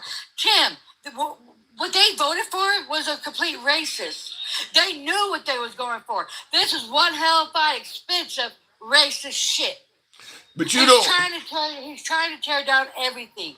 He is. But you don't believe that all people that voted for Trump are racist, do you? You are still standing with him. You are a racist. So you're saying anybody that voted for Trump, if you're still supporting him now, you are a racist. You're racist. You know what they're doing. You know what they're doing. And then you have idiots and a couple of idiots. Well, you know what? The Democrats are on welfare. No, bitch, we're not. I'm in a blue state. We got money. We got money over here. Well, Be that welfare cream. there are some Democrats on welfare, but I believe This it's guy's not a lot, Pookie. Most of them are white tea. Most of them are in red states. Why do you think our asses bail them out all the fucking time? Like New York, like my state, California. I can't disagree with it. Most of the welfare recipients and entitlement recipients are in red states. I don't disagree with that. Real quick, Tyron Blue says, Tim, what do you think about the Carolina judge who ruled against Trump, house being set on fire? It sounded suspicious, but according to the media, they're saying that it was an accident. So they're saying it doesn't look like it was. It's always an accident. It's an accident right now because the media is all up Donald Trump's ass. I thought all of the violence. Wait a minute. I thought all the violence was coming from the radical left. Are you saying a right winger would set somebody's house on fire? Yeah, it's all the white tea people. White tea men are the most violent. Let's get it straight. The maggots are the violent ones. They even said the Triple K, Proud Boys, all of them are the number one, sleeper cells. They don't like our asses. I don't know if we've seen any evidence that the Proud Boys have acted any violently lately. I mean, January 6th we know, but outside of that, they haven't done anything. We don't know what they haven't done. Okay, but you can't blame. No, that's your homies though. Your white tee homies, your little beloved maggots. I gotta, You obviously, I so gotta. bad, but they'll put you in a fucking tree in New York second. And you seen Jeremy, he don't give a fuck about your ugly ass neither. He don't got no sympathy. What if somebody beat your ass down? He'll come up and say, well, you deserved it. Well, obviously, Gen X is a Proud Boy, and we talk to him all the time, but. Oh, yeah, but guess what? He can't even say he's a Proud Boy no more. The black church owns that shit right there. Yeah, they did win that lawsuit. My guess is they'll figure out a different way to say they're Proud Boys, though. Well, who would be proud to be a fucking racist? And you over there kissing their ass. But there are members of the Proud Boys that are not white people. Tim? You can't be this slow. Did your mama drop you on your head to keep your ass on your big head? What? So you got a big ass head? What? Your mama dropped you on the head a couple of fucking times. According to Gen X, they have a whole lot of Native Americans. They even have black people in the Proud Boys. They don't got. I know they got a lot of Cubanos, but a lot of Cubanos think they white. And I They seen, they want to be white so bad. I I seen, don't think they got a lot. Huh? I see in the comments, Sharon is asking, "Have you been drinking?"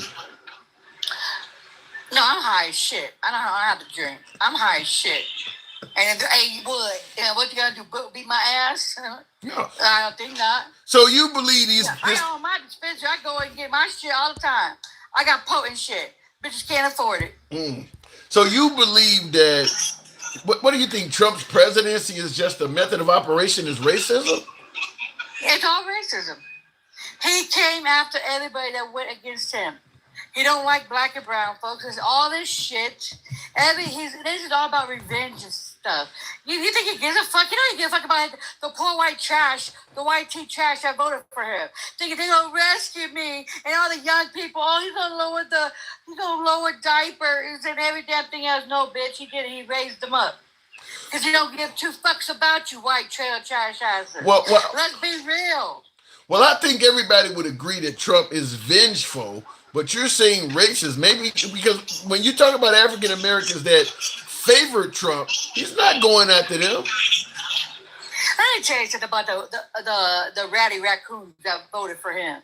They ratty raccoons. They want to be white so bad. You know what? The house ninjas. Yes, master. They like to get fucked with them. Yes, master. They like to goggle hit all his uncooked protein, his burnt ass mayonnaise and shit. They like it like that because they really think black and brown maggots really think that they're going to be at his damn table. But they're not. They're never going to be at his table. Even the poor white trailer trash that voted for him thinking they're going to save them. They're never going to be at his table. You think Tim Scott and Byron Donalds voted for Trump because they want to be white? Yeah, they're house ninjas. Yes, master. I don't think they want to be white. I think yes, Tim. They're No. just like you. You wanna be white so bad, Timmy. You wanna get up there. Oh, I gotta be their friends. I gotta show them respect. Fuck them and respect. See, that's how it be, and you are different. I don't have to kiss nobody's fucking ass. This is not- And I show the maggots that put us in this situation, the people that put us in this situation. Fuck them. And I would never respect them. I'll spit on them before I respect them. Okay, that's horrible. But you know we're not kissing anybody's ass, gangster. You are kissing ass. Because you so polite. Oh, yes. Yeah, and you let them talk all that BS shit. You barely even push fucking back. You push back harder on me than you push back on that little maggot ass. No, I just ask questions, and I see Leroy saying I get to the point where I just want to tune her out. See, my guess saying He kissed my ass, too. With his little sorry ass sucking on a white man's cock. How does it taste like? Uncooked sausage. Yes. All right, gangster. Sometimes you throw me for a loop. There is no fluff in here tonight, okay? I don't know about you. Let me tell you, you be fluffing every damn night. What you talking about, Willis? All they gotta do is say something to you, and you be a yes master, and you be kicking, all over the place, cupcaking with your ugly bald-headed ass, and then you'll be saying, why you be treating me so bad? That's why I treat you so fucking bad, because you be kicking, with the fucking enemy. Maggots are our enemy. Do you understand that? They don't like none of us. They treated fucking black and brown kids like shit. They stormed Chicago, and you don't think they're gonna do it again? They're gonna do this shit again in a different state. The judges are trying to stand up to them, and like, what is it? Oregon? How can we possibly suggest that MAGA and Trump is divisive when you're making statements like MAGA is our enemy? You just said that. The truth hurts. It's the truth. Now, if there wasn't the truth, then yeah, I'd be lying. But it's the truth. They are divided. They did this shit to us. They got the damn racists in. This was all about race. They do not like us. You seen what Jeremy said tonight? That was white privilege talking right then. That was white privilege. Don't give a fuck if kids were being handcuffed. Well, I have no empathy. Well, I don't have no empathy for the white teen man neither. I have none for him. And when this shit starts hurting him, I don't give a fuck. Eat it, bitch. And if when your insurance goes sky high, eat it, bitch. All right, gangster. I'm being honest. I believe you. And then you're going to say, oh, you sound racist. No, I'm giving it right back at them. Look how they're treating us. And they did this shit, and then you'll be kissing their ass. No asses will be kissed tonight, but I appreciate you coming on. I bet they won't. Thank you. She makes me work for it. Anyway, tap the screen. Thank you for the TikTok cap there, handsome Agent Boo. I see some folks, somebody says she is dragging me.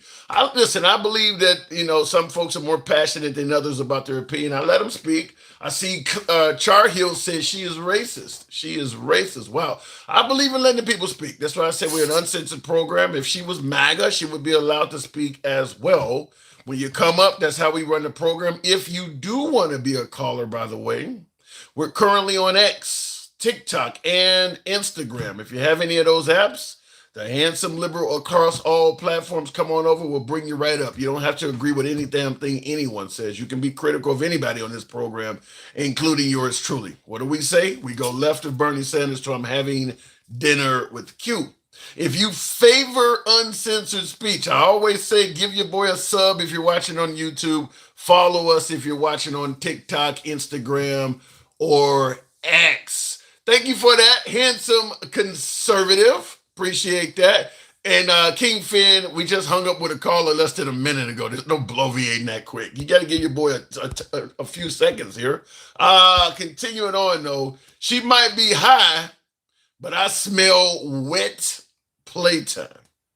Are you trying to bang Gangsta Grandma Handsome Stubby Fingers? His name is Handsome Stubby Fingers. Appreciate the support, Stubby Fingers. Says she might be high, but I smell wet playtime. Yikes. All right, continuing on with the comments. Somebody asked me, Latoya, I think it is. Let me bring you. I don't know why for some reason it's TikTok is trying to censor some of the comments, and you guys know I don't believe in that. So I'm trying to because I see somebody's typing. Phyllis has been typing MAGA baby. I don't mind you typing that. I don't know why TikTok is not letting that get through. But anyway, I just approved to let it get through. Latoya says, host, are you MAGA? No, I actually lean a little bit. I actually lean left of center. I'm not MAGA. And the reason, that often leads people to say, well, if you're not MAGA, why the hell do you have a MAGA cap up? And I always make it clear that on this program, we're about free speech. I do believe conservatives, Republicans, and definitely MAGA does not always get a fair shake in the media. So anytime I'm on live, you'll always see the MAGA hat to let you know, regardless of your politics, if you are MAGA, you are free to speak here without any censorship. You'll always see the MAGA hat because this is indeed a MAGA-friendly program. Now, a lot of liberals don't like me saying that, as you may have noticed, but we always have been MAGA friendly. We always will be MAGA friendly. But I lean somewhat left of center. I don't think everything about MAGA is awful, but I lean a little bit more left in them. And by the way,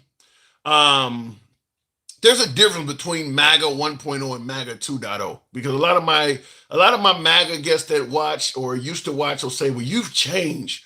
No, I'm the same. Wherever I am, let's say I'm a notch or two left of center. I seem different in Trump 2.0 because Trump himself has went further to the right. I'm in the same position I've been. Trump is not. The first Trump administration is far closer to center than the second Trump administration. Trump 2.0 is went way to the right. So people are going to seem like that they've changed and went further left because he's left them as he's went further right. So Trump has went far enough right that people who are dead center are almost now leftists at this point. I mean, you got some media outlets that were normally considered as somewhat center that are now viewed as left-wing media because Trump has kind of put himself in a position where if you don't agree with him, you're a leftist. Don't even matter if you've been a card-carrying Republican your whole life. If you don't agree with him, you're suddenly a liberal or some kind of rhino now. That was some funny shit, says Peter's Warhead Vince. Well, look, I let the people speak, and thank you for that super chat. Real quick before we continue on with the next caller, Trump is Hitler. Damn, Jack says Trump is like Adolf. Really? Absolutely the truth. The liberal news media on TV don't give a fair shake to conservatives. True. I agree with that. I mean, there are some liberal programs like The View where they almost never have a conservative on there. So I do agree with that. And here we will give you a fair shake. I can't control MAGA running away from the fucking program because they don't like to be criticized. That I can't do anything about. But if you come on, we'll let you speak. Tap the screen, get us up to 75,000. Help your boy out. Help your boy reach that TikTok cap goal. It's not that hard to do. Let me go back to the box. Miss Mobetta, good evening. Welcome to the program. That's Majin Buu in there, evil super Majin Buu. Trump isn't farther right now. He's the same as the first term. No, he's not. First term, he wasn't. Hang on a second, Miss Mobetta. He wasn't sending the military in the cities. We didn't have an abortion ban. They weren't putting religion in schools. He's way further to the right now than he was back then. He's way further. I don't know why somebody would say that. Go ahead, Miss Mobetta. Because now he's out for he's just straight for revenge now. All of that. We are in a straight authoritarianism. Yeah, he wasn't firing generals and shit. I mean, yeah, he's way further to the right. Just going around here firing people and stuff like that. And like I said, he's the battery to the people that are racist. Maybe even if he's not, he's the battery to the ones that are. And now that since CK has been taken out, it's gotten even worse. You see the guy in Jersey that he hit the two girls with his car, unalived them. Then he ended up getting out and then went on YouTube and was talking about it. Because they said something bad about CK.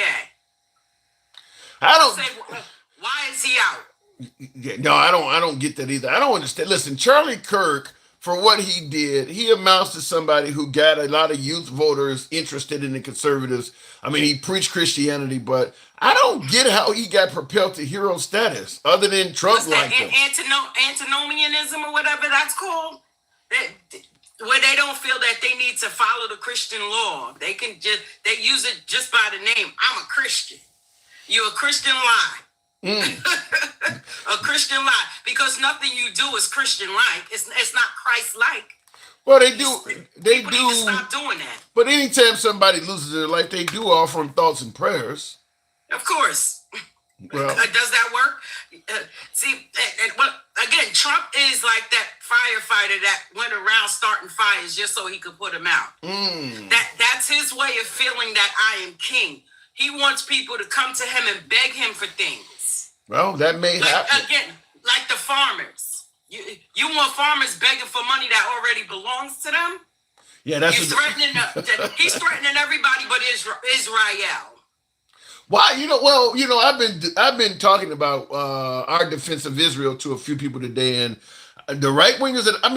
Even a left winger I talked to that's a devoted Christian. They do believe the Bible says we are obligated to protect Israel. They believe Like I that. said, the Israel that in the beginning of times and the start of Israel is not the same Israel that we're doing now.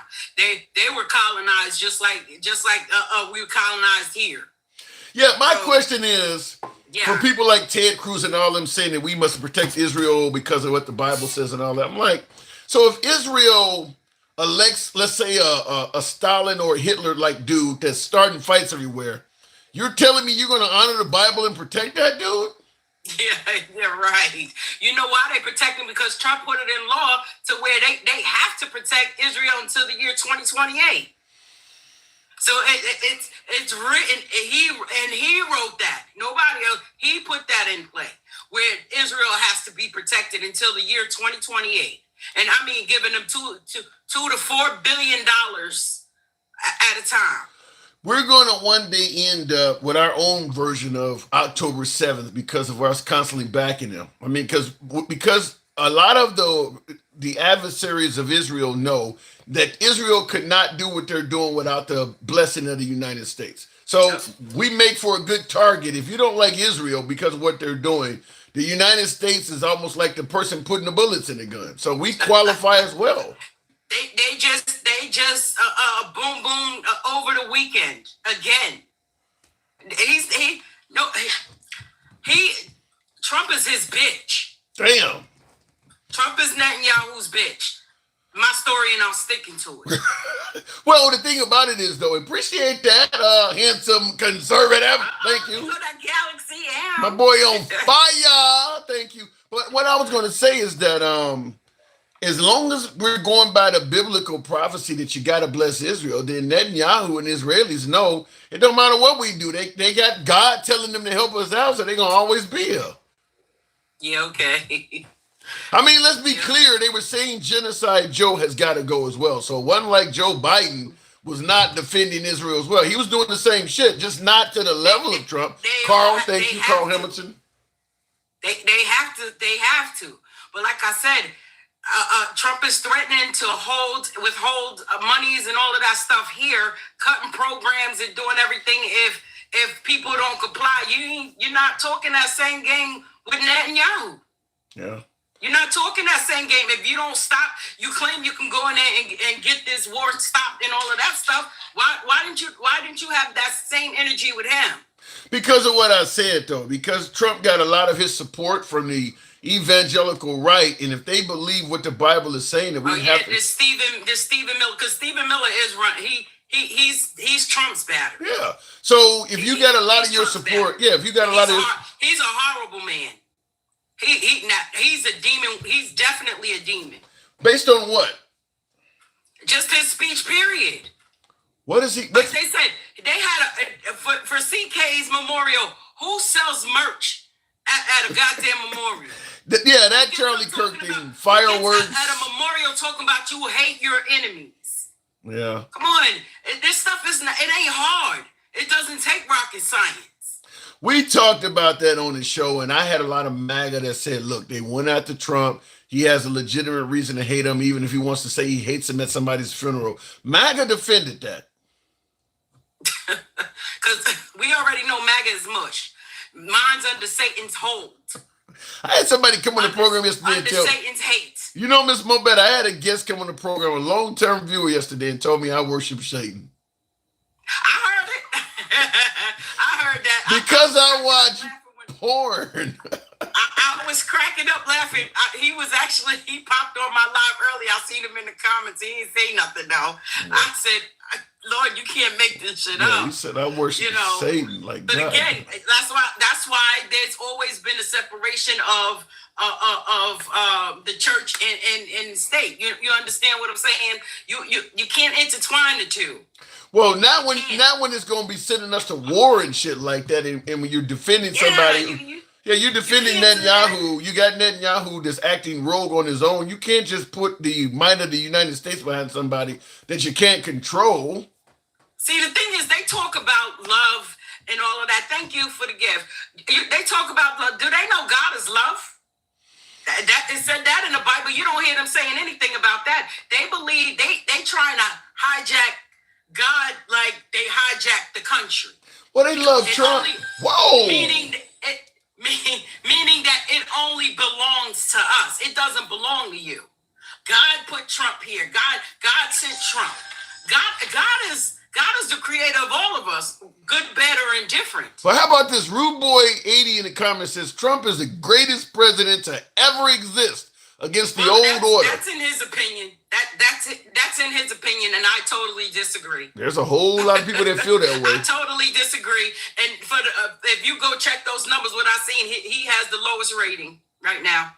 I don't He know. might be Let me ask you this though. He might be popular. He's very popular. But that doesn't make him the best president. Let me Sorry. ask you this: if they were to hold an election today, Trump against Kamala, who do you think would win? Kamala will win. You think so? Yep. And listen, Joey, I'm not a girl. I'm a woman, and I ain't gotta shut up. You can't shut me up. Now, don't make me get out of character and get in my gangster, because gangster grandma ain't got shit on me. I'm gonna warn you. That's my only warning. I'm not sure.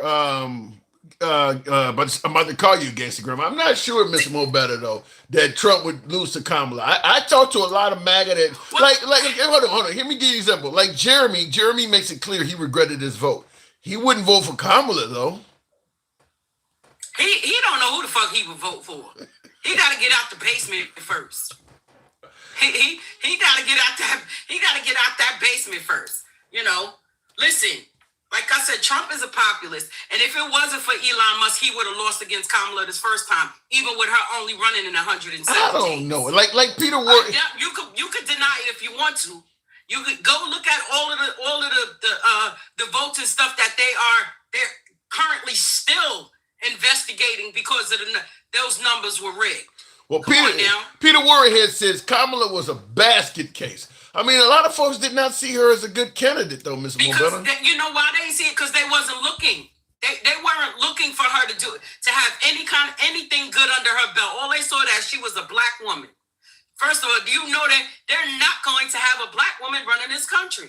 And they'll do it by any means necessary, Tim. Yeah, but Obama was a black man, and they voted him in by a lot. That's different, because misogyny and homophobia is why Kamala lost.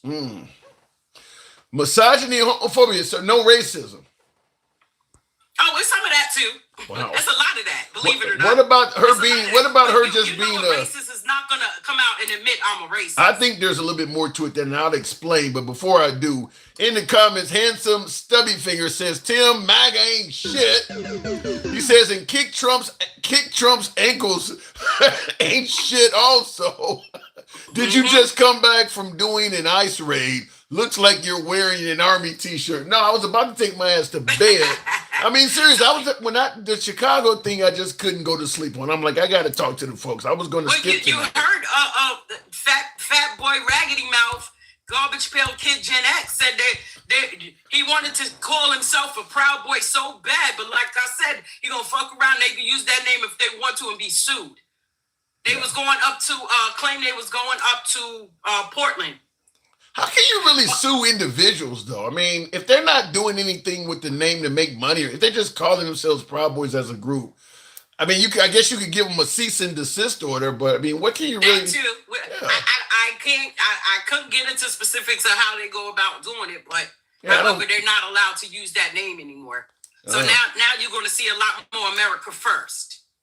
Proud homies, The Boogaloo Boys or whatever they call. proud homies, proud dudes. I mean, you can come up with a synonym. Yeah, but see, the thing with Trump, they're not admitting to his health is failing. Also, if you pay attention, he has very limited mobility with his left hand. Trump's always talked with both hands. Now he only uses his right hand and leaves the left hand resting. Is that When right? he's sitting at the desk, his left hand is always put over, because I personally believe it looks like he had some sort of stroke or something close to it, to where his mobility is limited in his left hand. Pay attention.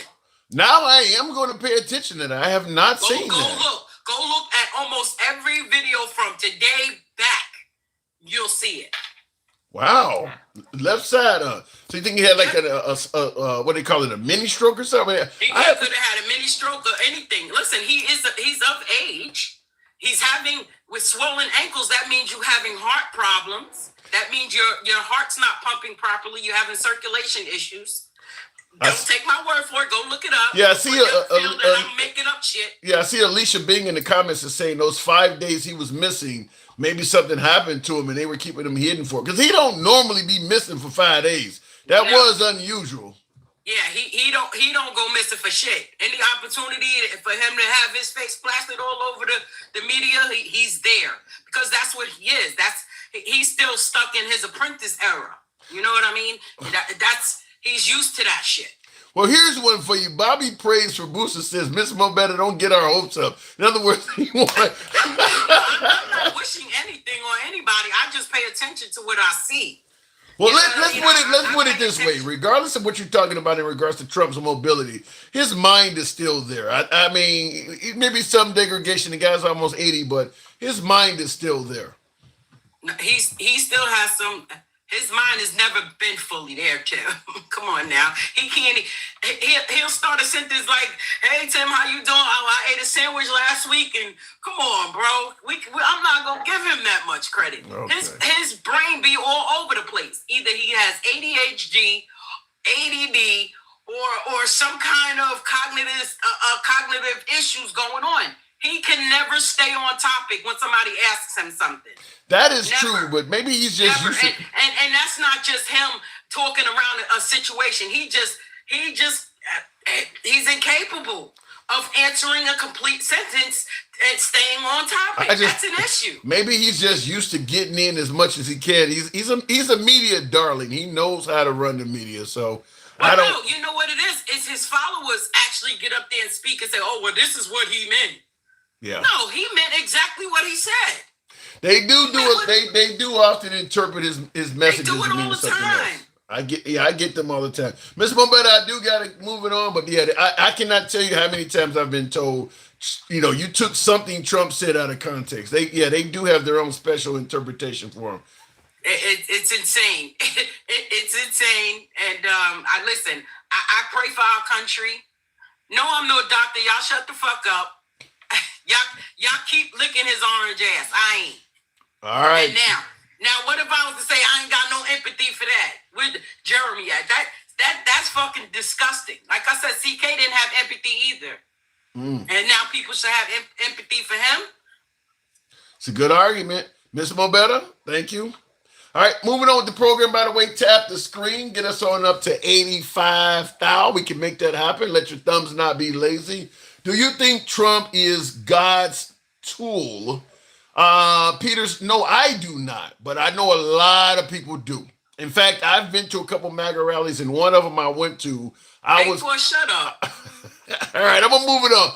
I went to a rally myself, and I had somebody tell me personally that Trump was putting. They don't want me to get off, Tim. What the fuck are they doing? Yeah, what the hell's going on? Because they know I'm not shake. Well, I'm gonna have to ask you.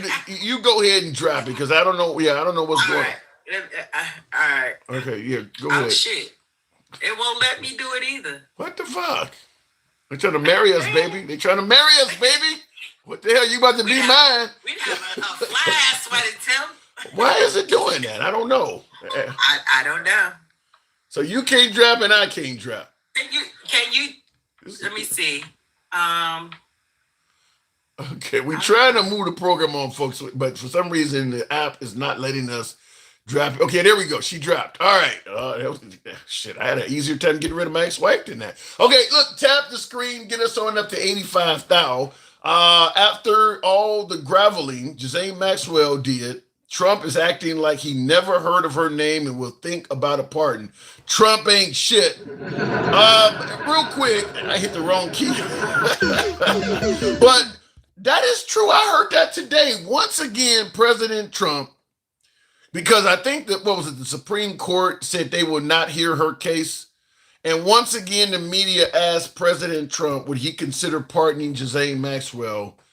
and he gave nothing short of a bullshit answer. I don't know why I just flipped my damn TikTok around to show the junky part of my setup here, but I don't know why the man won't just come out and say, no, she's a convicted pedophile. I'm not going to pardon her.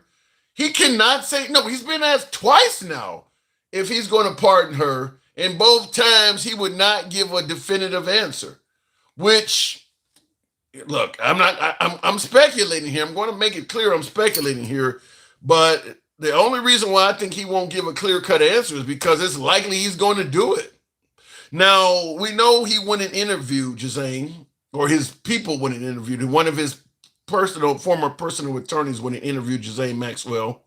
She obviously exonerated Trump and said that Trump didn't do anything wrong that she know of. Suddenly, she ends up in minimum security. Her life has been substantially improved.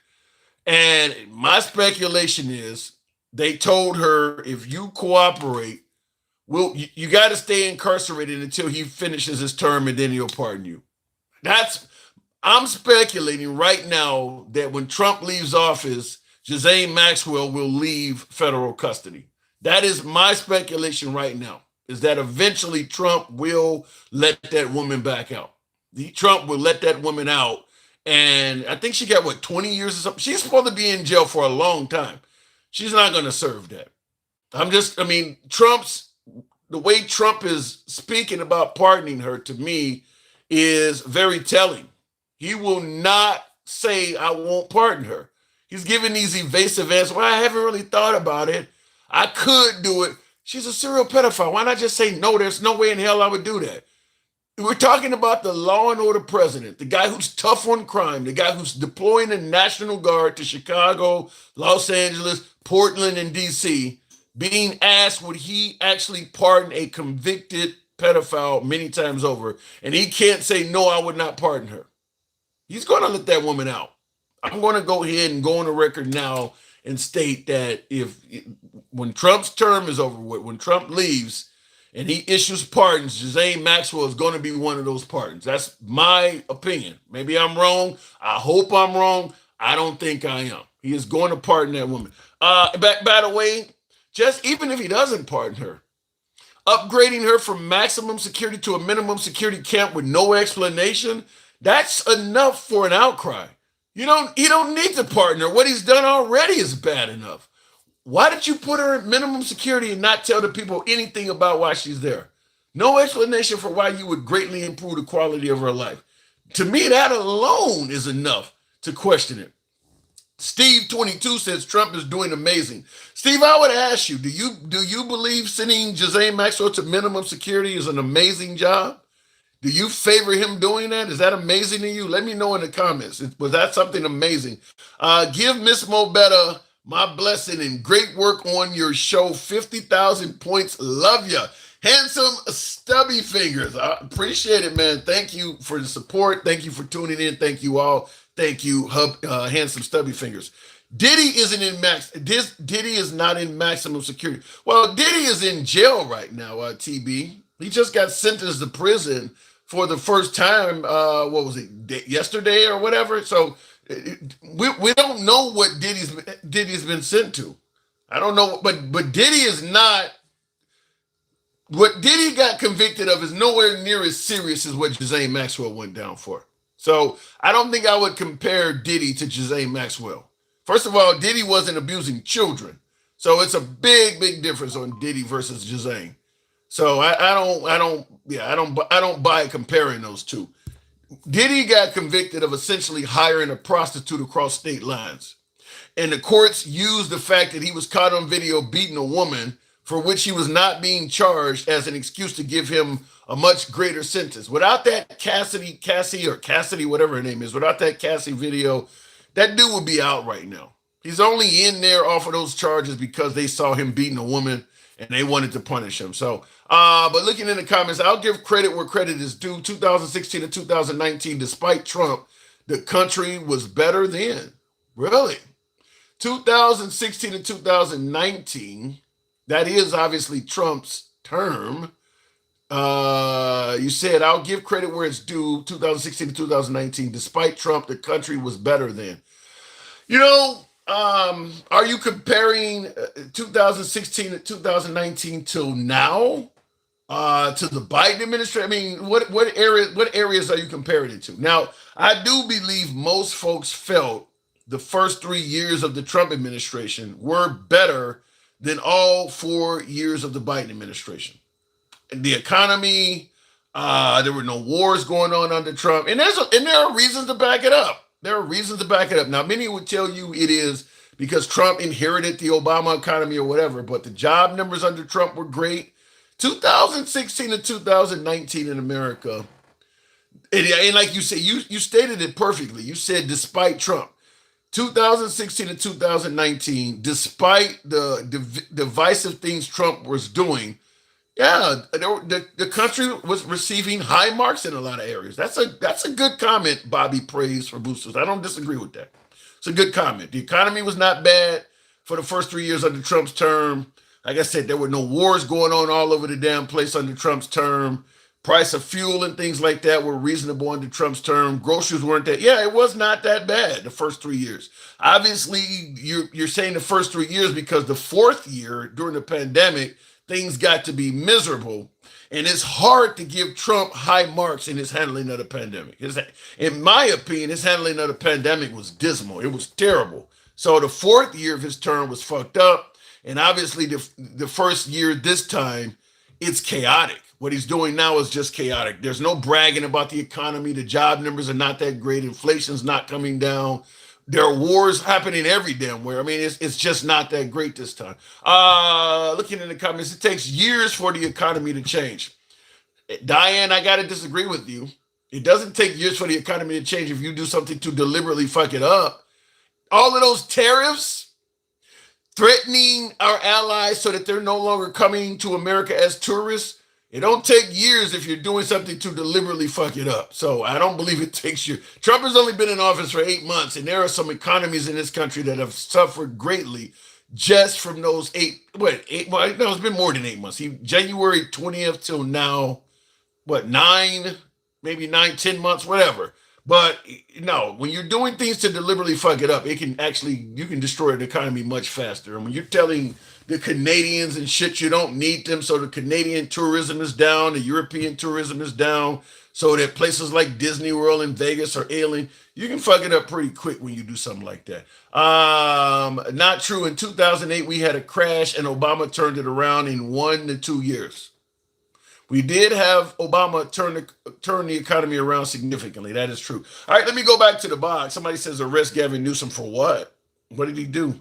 Tap the screen, get us on up to 85,000. Even Evil Majin Boo, appreciate you holding. I tried to bring you up, but I appreciate you holding. Because the orange stain had a lot of smart people around him back then. Now he's got a complete and utter clown show. Wow, says Wayne McDonald. Now it is true that the people that were around Trump in his first administration were far more qualified than the people he have now. Because the people that were around Trump in his first administration, Trump I don't think he expected to win the first time. And he was smart enough to know he didn't have all the knowledge it took to run a presidency. So he surrounded himself with people that were very knowledgeable, had a lengthy resume in Washington politics. The second go round, Trump feels far more intelligent about how things go. And this time he surrounded himself with people that he is as equally smart ass or even smarter than. I mean, he's surrounded himself with some people that know nothing about what they're doing. Kennedy is a perfect example. Kennedy is woefully underqualified. He's akin to an ambulance chaser all of a sudden being a judge. Like, this dude is not qualified to do this. That's Pete Hegseth. Kennedy rather. Pete Hegseth is another one that is certainly not qualified for what he's doing. So his first go around, he had far more qualified people in than he does now. Who cares? Why are people so invested in other people like they didn't care about you? Why care about them? I don't get what you're saying there. I can't pronounce your name. Axio, whatever. What is that thing on my screen? It's a black man talking shit. Good evening, Drumword. He knew he was going to court, so he ran. Who are you talking about? Let me go back to the box. Tap the screen. Get us on up to 90,000. Going to keep. We might be to cross 100,000. Some of you folks, let your thumbs not be lazy. Mimi Tumati, is that what that says? Good evening, Mimi. If it brings her up, I'm having some trouble with the box, I think, here. We'll give it a minute to see what happens. If not, we'll go on to the next caller. Definitely not qualified. Yeah, Kennedy and Hegseth, to me, both of them are not qualified. I don't think either one of them are qualified for what they're doing. John O. Let's see if John comes up. I'm having trouble. I may have to reset this damn thing. It's not bringing up my guest as okay, there we go. I think John O is coming up. I'll join, man. What's up? Not much at all. So what brought you on tonight? What am I getting wrong?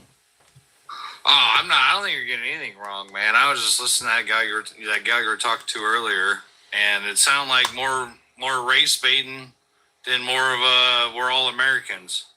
You're talking about Jeremy, the one that did not have any concern of the folks being dragged out of that apartment complex. Oh, what apartment? No, you were talking to some black gal. Yeah, I don't know about the. Oh, okay. Wait a minute. What? Okay, you said some race baiting. Give me an example of what was said that you view as race baiting. Well, she said, "Damn it, man! It's been like 45 minutes." She was talking about it's more or less damn it, Trump supporters are privileged and everybody else. And you know what, sir? I can't remember now because I've been watching other stuff. Fair enough. Well, let me just say this. You do agree that Trump looks out for those who look out for him, right? I think Trump looks out for the American people, black, white, or purple. So you think when he says I hate all Democrats, he's going to look out for them, even though he's saying that? Oh man, I think I think he looks out for the American people. If you're white, black, Hispanic, Asian, no matter what, if you're an American, you're an American, and he wants this country to succeed. Give me an example of something Trump has done that you believe shows he's looking out for all the American people since he's been reelected. Well, shutting down the border is one, because shutting down the border, when we have 10 million people coming across the border, that floods the health system, floods the school system, floods everything that we don't have the resources for. I don't know, because there are plenty of and you're giving all the illegals all this free food, free housing, free this, free that, but we have veterans on the street every day, homeless all over the country, but we're giving all the damn the illegals, not just the immigrants. I'm pro-immigrant, man. Immigrants, if you want to come here the right way, we take 1 million immigrants a year legally. How could you say that when Trump got in there, he canceled all the asylum seekers that were here legally and got rid of most of the TPS folks, temporary protected status, that were also here legally as well, and he also raised the price of H-1B visas by $100,000. Those were all legal methods to come here. So he's made it clear he don't like it. But you got to realize, my guy, dude, that Biden put those H-1 visas and all that other stuff. He made them damn near free for the Haitians and all these other crazy people, that the people that didn't even deserve to be here. He made them free for them. So Trump went from making it free to making it impossible. How does that show he? Right. Well, you got to correct. You got to make the system hurt before you correct it, right? Yeah, but I'm trying to figure out where you come in with the stance that we're okay with immigrants coming. If his whole purpose is to make the system, correct, right now what he's doing is anti-immigrant 100%. He's not showing any pro-immigrant love. Well, he's not, because so why'd you say it then? We've had a broken immigration system for 40 years, right? Yeah. I'm 43 years old. Okay. And since Reagan tried to fix it. Nobody's ever tried to fix it. So for 40 years, we've had just a broken border. Every year, every new president, we got a new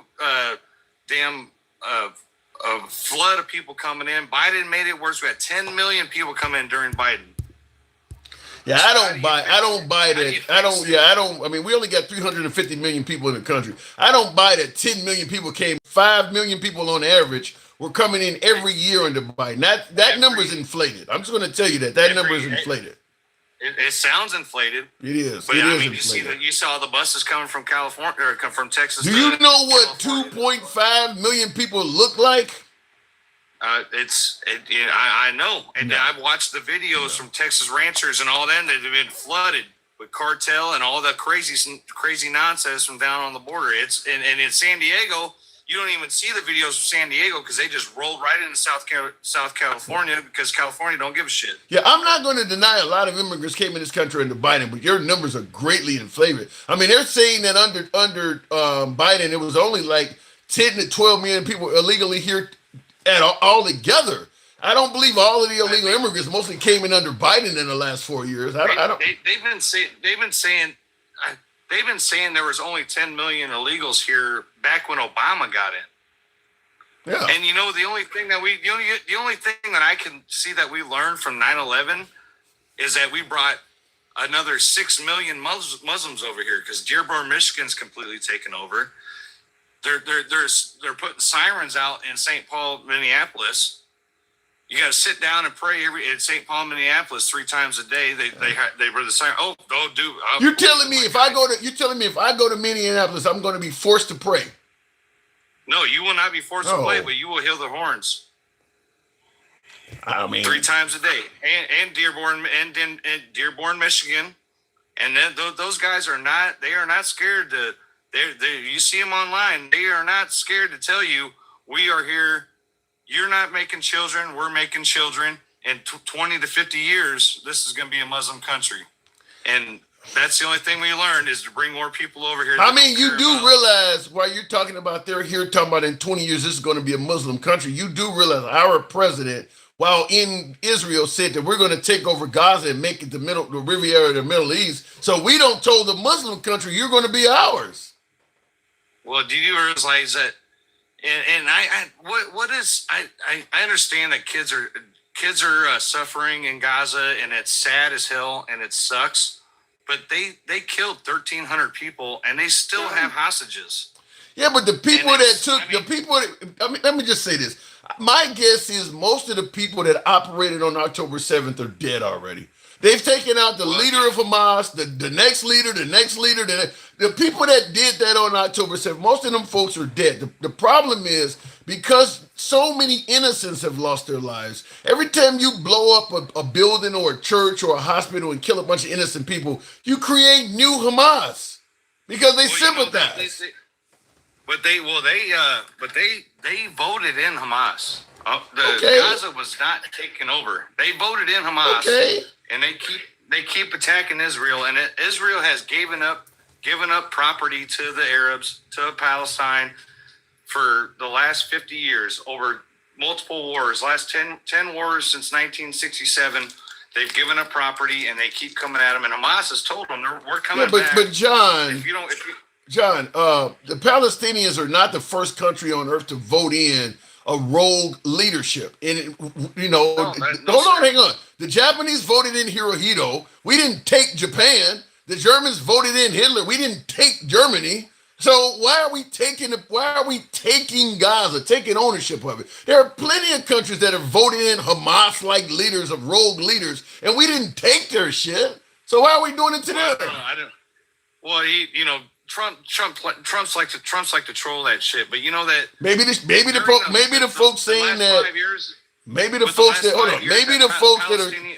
folks that are claiming America's going to be a Muslim country, maybe they're just trolling too. Oh well, they're here. But Trump was in Gaza. Trump was over there. Yeah. Well, I mean, what would you do, man, if that country was right next to our country, say Mexico? What's the closest to San Diego? What's that damn city? It starts with a T. Tijuana. In San Diego. Tijuana. Huh? There you go. Tijuana. Year after year after year after year kept bombing us, and they will not stop. They won't stop. What are we gonna do? Are we gonna sit there and we're gonna say, "Hey, we'll just hit you a couple times," No. Then you come over and you kill 1,500 people.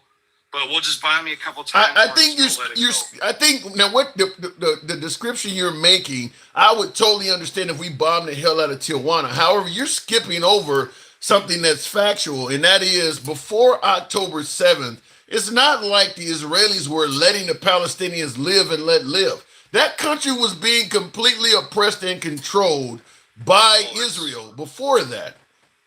Well, but before that, Palestinians were allowed to work and travel to Israel, but Israelis were not allowed to go into Palestine. There's a lot more to it than that, though, John. They don't have but hold on. But that's true. Will you agree Yeah, with but that ain't nothing. The Israelis have passports; they can travel internationally. The Palestinians could not. They have to go get permission from Israel. If you wanted to leave Gaza and visit somebody in the West Bank, you had to get permission from Israel. They were oppressing the hell out of that seems country. Pretty crazy, dude, to see how many Palestinians are going to school in fucking America.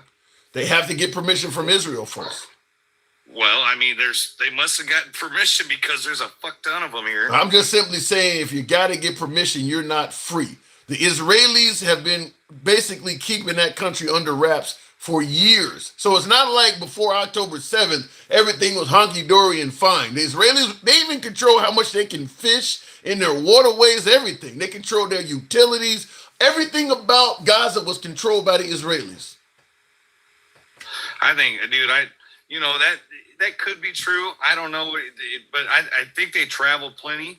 But I don't think 1,300 people dead, and then 400 fucking kidnappings, and then all the way down to we're almost 2 years later, you still have 20 or 30 people.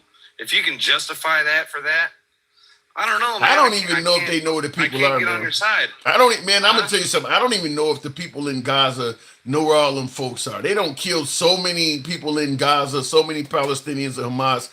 The bodies of them people could be under rubble and shit. The reason they haven't given them back is they may not have them. They may not even know where the people are. They don't bomb that whole area. But dude, I mean, and I have a hard time. I hate seeing the kids suffer, all that shit, dude. They're just kids.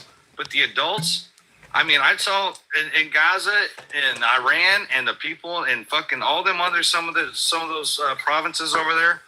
When 9/11 happened, I'm 43, man. I fucking went for the Marines right after 9/11. I watched all the videos of them burning American flags because they were celebrating 9/11. And I mean, if you want to fuck around, you find out. And war is hell. To me, it's a case of we think our shit don't stink, in my opinion. You go over there and you fuck around in their affairs, you mess around in their elections, you try to put in. Hang on.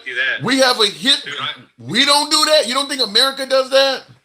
Oh, we do that absolutely. Right. So when you have Obama fucked around and this goes way back Obama before fucked Obama. around This and goes fucked way around back. Obama fucked in Russia's elections. We've been doing it for way too many years. I'm so tired of the American being the world police. Well, you don't think Trump is doing that right now in Venezuela? Oh yeah. Right. Venezuela. So all of a sudden, if you get a Venezuelan terrorist in this country and you're like, well, man, that was wrong what they did to us. Understand, a lot of this shit is stuff coming home to roost. You don't like them in Minnesota praying and blasting horns. You don't think we trying to spread capitalism and Christianity in their neck of the woods constantly? Oh, dude. But, dude, Venezuela used to be the richest country in the world 25 years ago until Murdo got in fucking power. They were so rich, and then he got in power. He took over the oil fields. That's a whole nother story, my guy. Well, I'm just simply saying. No, I'm with you. I'm with you about fucking policing the world. Yeah. I'm down for that. But Venezuela, they are poisoning our country. They're sending over fentanyl, and I am tired of that crap. So I'm down for bombing the boat. But what happened to Trump promising to get us out of world affairs? Does he look like he's doing that? Well, he's trying, man. I mean, trying how? He's threatening Greenland. He's talking about making Canada the 51st state. He wants the Panama Canal back. He's in Venezuela blowing up shit. He done bombed Iran. How is he trying? Tell me what effort he's making. Well, he's not threatening Canada for the state. They're trying. Those guys. You know what I'm saying, John. Tell me how he appears. Iran shouldn't even have any money except for the Bidens, and then Ukraine and Russia. That shit's a whole nother story. You told me he's trying to get out of world affairs. Tell me how that's happening. He's creating new ones. Like I said, he bombed Iran. When Israel and Iran was going back and forth, Trump jumped in and started shooting down Iran missiles that were meant for Israel. He put us in that war. That's between Oh, yeah. them two. Why are Yeah, we in it? Why the fuck? Why would you let 300 missiles come into Israel, man? That's one of our biggest allies. I'm going to How ask. would you I'm going to listen ask to you it? again. I'm going to ask you again. You said he is trying to get us out of wars. Show me how he's doing it. Now you're talking about what you got to help your allies. Then you're not getting out. You're getting in. Well, he wasn't directly involved. He just did defense, but he's not starting new ones. He I mean- bombed Iran. He bombed so Iran. All right, so then, how did the last administration keep us out of conflict? That's why we voted in Trump, because the last administration didn't do it. We were told if we put Trump in, he was going to do it. Well, I mean, the fire's been set, my guy, and we got it, and people are pissed. So I mean, well, you get 1,300 people dead, and Israel's pissed. They're fucking tired of getting bullied. Yeah, but what do we Now, got well, to? What do they're- we got to do with Israel? What do we have? Israel has way more than enough weapons and ordnance to deal with Iran and Hamas. Why are we in it? Oh, they do. Well, then they why are got we the in it? Number 2 air force in the world. Why are we in it? That's a good question. You told me he was trying. You told me he was trying to get out of world events. Why are we in it? Wait, dude. I mean, he's the best salesman in the world. He'll get it done, and then fucking, when they go to Russia and Ukraine, that dude. I mean, I don't know. Ukraine's the most corrupt country in the world. Russia's not any better. But I mean, what the fuck do you do with that? Because Ukraine was fucking with their water system, and Putin said, "I've had enough." Ukraine And, was wait. You saying that the Donbass system? you said Ukraine was fucking with the water system of Russia? Oh yeah. Why? Why would they do that? Why would they do that? They blew up that dam. So they just decided to mess with Russia for no reason at all. Oh yeah, because they've been in a civil war since 2014. Okay, a civil war means you're at war with yourself. Why did they mess with Russia? Because Russia was supplying the civil war in the Donbass region. Okay, so Russia was interfering with them. Well, they've been, but Zelensky is not the guy. That ain't what I'm they're asking you. You said that they were at a civil. Why would they mess with Russia's water supply? What's more important than water? You have to. I get that, but why would they just all of a sudden start messing with Russia's water supply for no reason? Why did they do that? That's a calculated fucking symptom that I can't talk about. I don't know. Are you sure it happened? You gotta ask Zelensky about that, dude. he's the one that called. He's the one that made that call, bro. Are you sure the stuff you're saying actually happened though? Yeah, they fucking blew up that dam right before. They blew up that dam before fucking or whatever it calls his name, Putin. Which I think, dude. And you know what? It's bad to say because I'm a big Trump guy. But during the Biden administration and all the shit on the news and I believed more shit Putin was saying than I did Obama or did Biden, which is terrible to say. But Yeah, that's very. I believe, you know, Why because- have you not seen all the things that Putin has lied about, up to and including lying to Trump? Even Trump is now accusing him of being a liar. oh yeah, but he's a man of his country. So what am I gonna? He's not a man of his word. You're talking about you Well, believe him. I believed him when during Biden, because Biden, I can't believe fucking word he said. Do But you believe Trump is honest? I do believe Trump has the country's best interest in his That ain't heart. what I asked you. I asked you, do you believe he's an honest man? I do. Okay. So you don't. So Do you, you not? huh? Do you not?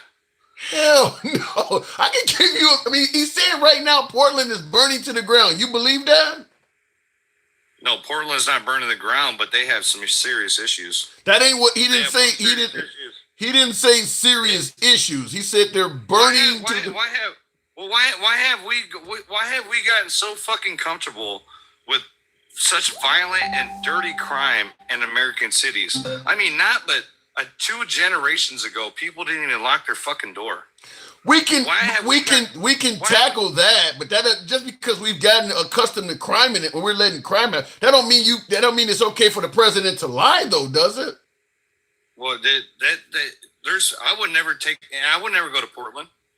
Okay. I tell people, I've known people that go to Portland for vacation. I'm like, are you out of your fucking mind? Okay. They go to a beach. Here's what the guy said. To the people. All right. So we want to have it fixed so it works. We're going to look at that. It was amazing. Portland is burning to the ground. It's insurrectionists all over the place. They just said that the other day. Why the hell? Now, is that? Let me ask you honestly. Is that a lie? Because you said he's an honest man. Do you believe what he said there is a lie? It's an exaggeration. What's the difference between an exaggeration and a lie? I don't know. How big's your dick?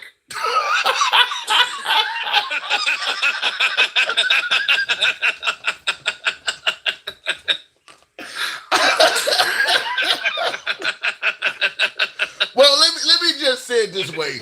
If I know what the size is and I tell you it's not that size, that's a lie. I don't want to know, dude. I don't want to know. But All right, John, you drive a hard bargain. Appreciate you coming through. Spirited debate. Come on back anytime. It's our first time talking. yes, sir. Appreciate it. Good talk. Come on back All right, anytime, man. Have a good night, man. You too. All right, moving on with the program, by the way. We always appreciate getting MAG on the program as well, so understand that. We don't block, ban, or censor. That's so not funny, says Alicia Bling. It caught me off guard. It was, but I don't buy into the notion that there's a difference between exaggerating and a lie.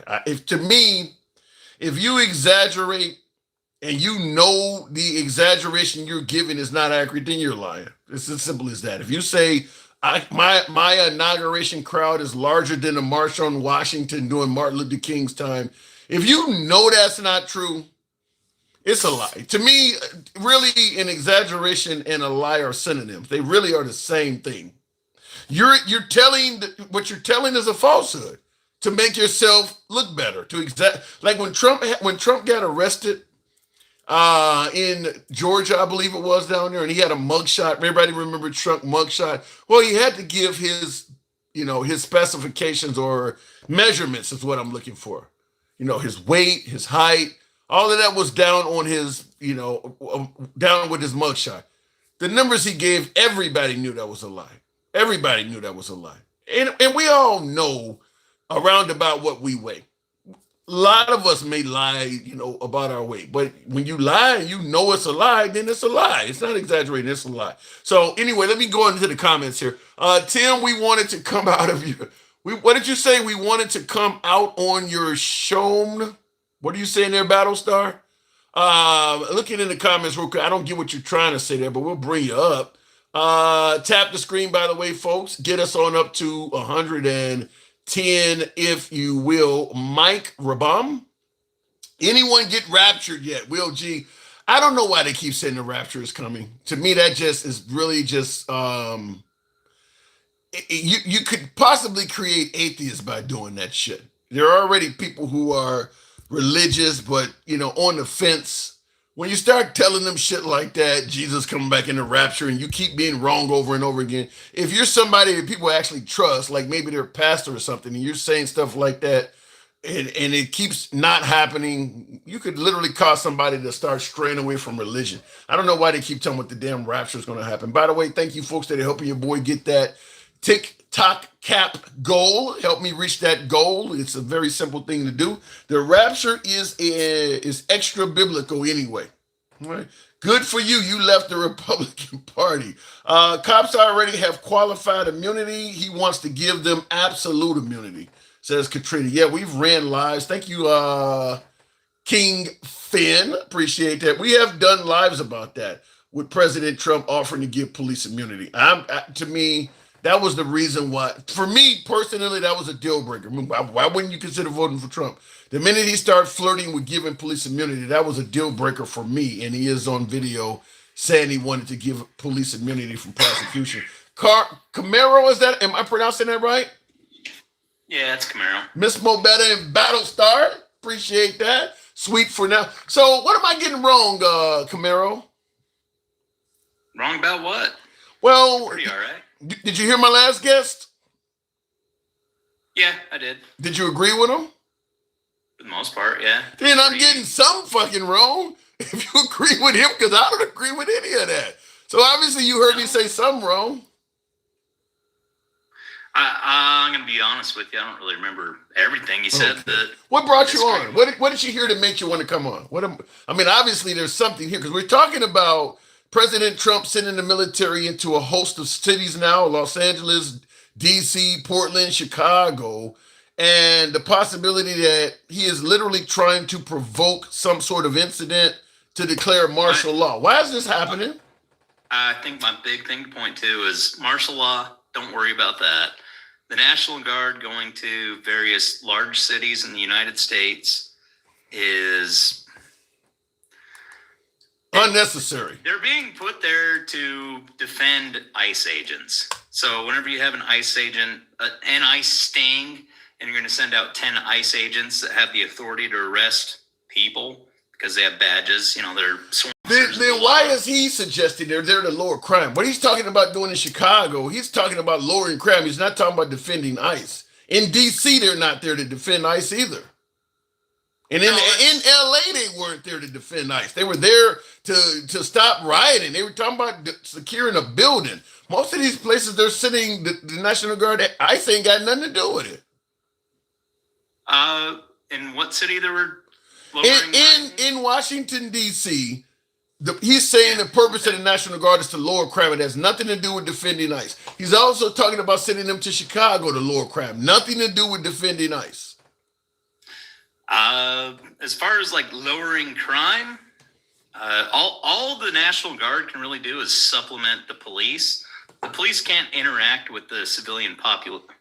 As it was, the National Guard cannot interact with the civilian population like the police can.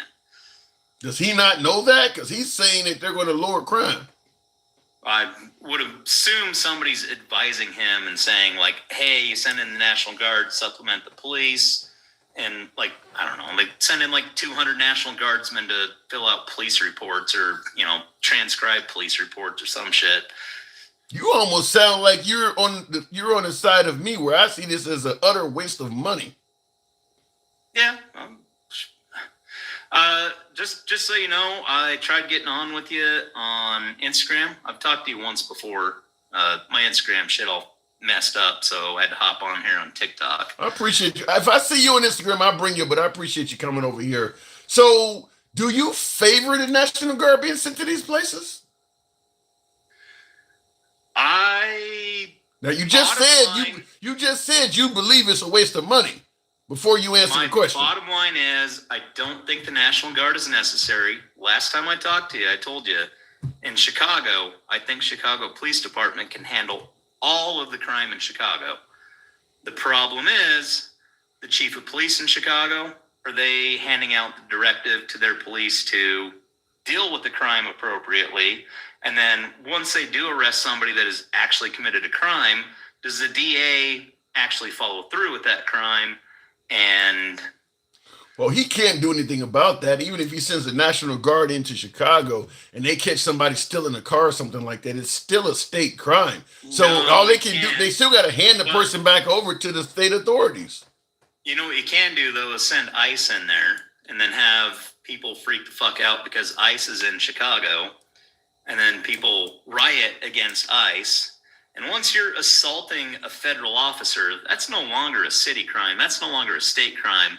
Now you've assaulted a federal officer. Yeah, but I agree with that. But you're pretty much making it clear that there's some kind of nefarious intention by doing it. And chances are when you send ICE in there and it riles people up and they're assaulting ICE agents, a lot of the people that are doing that, some of these liberal blue-haired women and shit like that, these are people that are law-abiding citizens until you came there. They make the people you want to arrest. You're actually rallying up law-abiding people, and now they're somehow in jail for rioting or assaulting an officer. These are people that would not have committed a crime at all if you didn't rile them up. I don't understand why enforcing the law riles people up to the point they go commit crimes. Did you see what happened in Chicago at that complex where they used a Black Hawk helicopter to repel agents on top of the building? Yeah, you're talking about that apartment complex. Yeah. One of your previous callers was all over the fucking place on. Yeah, I saw neighborhood, like on the street video, I don't know what you're talking about with like arresting black babies and putting handcuffs on them or anything of that. But yeah, I did see the on the street video, and you can hear the helicopter. Couldn't see it. Well, it's at night, but see, that's the point I'm making is that Yeah, it's when, Black Hawk. when you're doing stuff like that, you're riling up people that in possibly making folks, or better yet, provoking or incentivizing folks to commit crimes against federal agents that would have normally been sleeping in their bed. I mean, you're provoking people by treating them like that. I do agree. It is heavy-handed to use a helicopter to insert your SWAT team. Yeah. I mean, it's heavy-handed, but at the same time, as I understand, that building was expected to have 11 apartment buildings with unknown number of Ferndale. Yeah, but I get that, but like I told my caller, it's a high-rise building that you can easily surround and demand that people come out. If they don't come out, you can tear gas their apartment. You don't need to rappel onto the fucking roof. They're not going to jump off, so you don't need anybody on the roof. All right, hold on. So you're saying it's okay to tear gas innocent people as opposed to kicking in innocent people's doors? No, because I'm saying you're going to first get on a bullhorn or whatever and give them a chance to come out. Hold on, hang on. You're going to get on a bullhorn with the building surrounded and tell them to come out of their apartments. You're only tear gassing when they don't come out. What they did is they're going to bust in your apartment even if you were going to comply. They're not going to give you a chance to comply. They're just going to bust in your apartment while you're asleep and find out whether you're a criminal or not. Yeah, I think you got a legitimate point there. Like, that's probably a good point of tactics.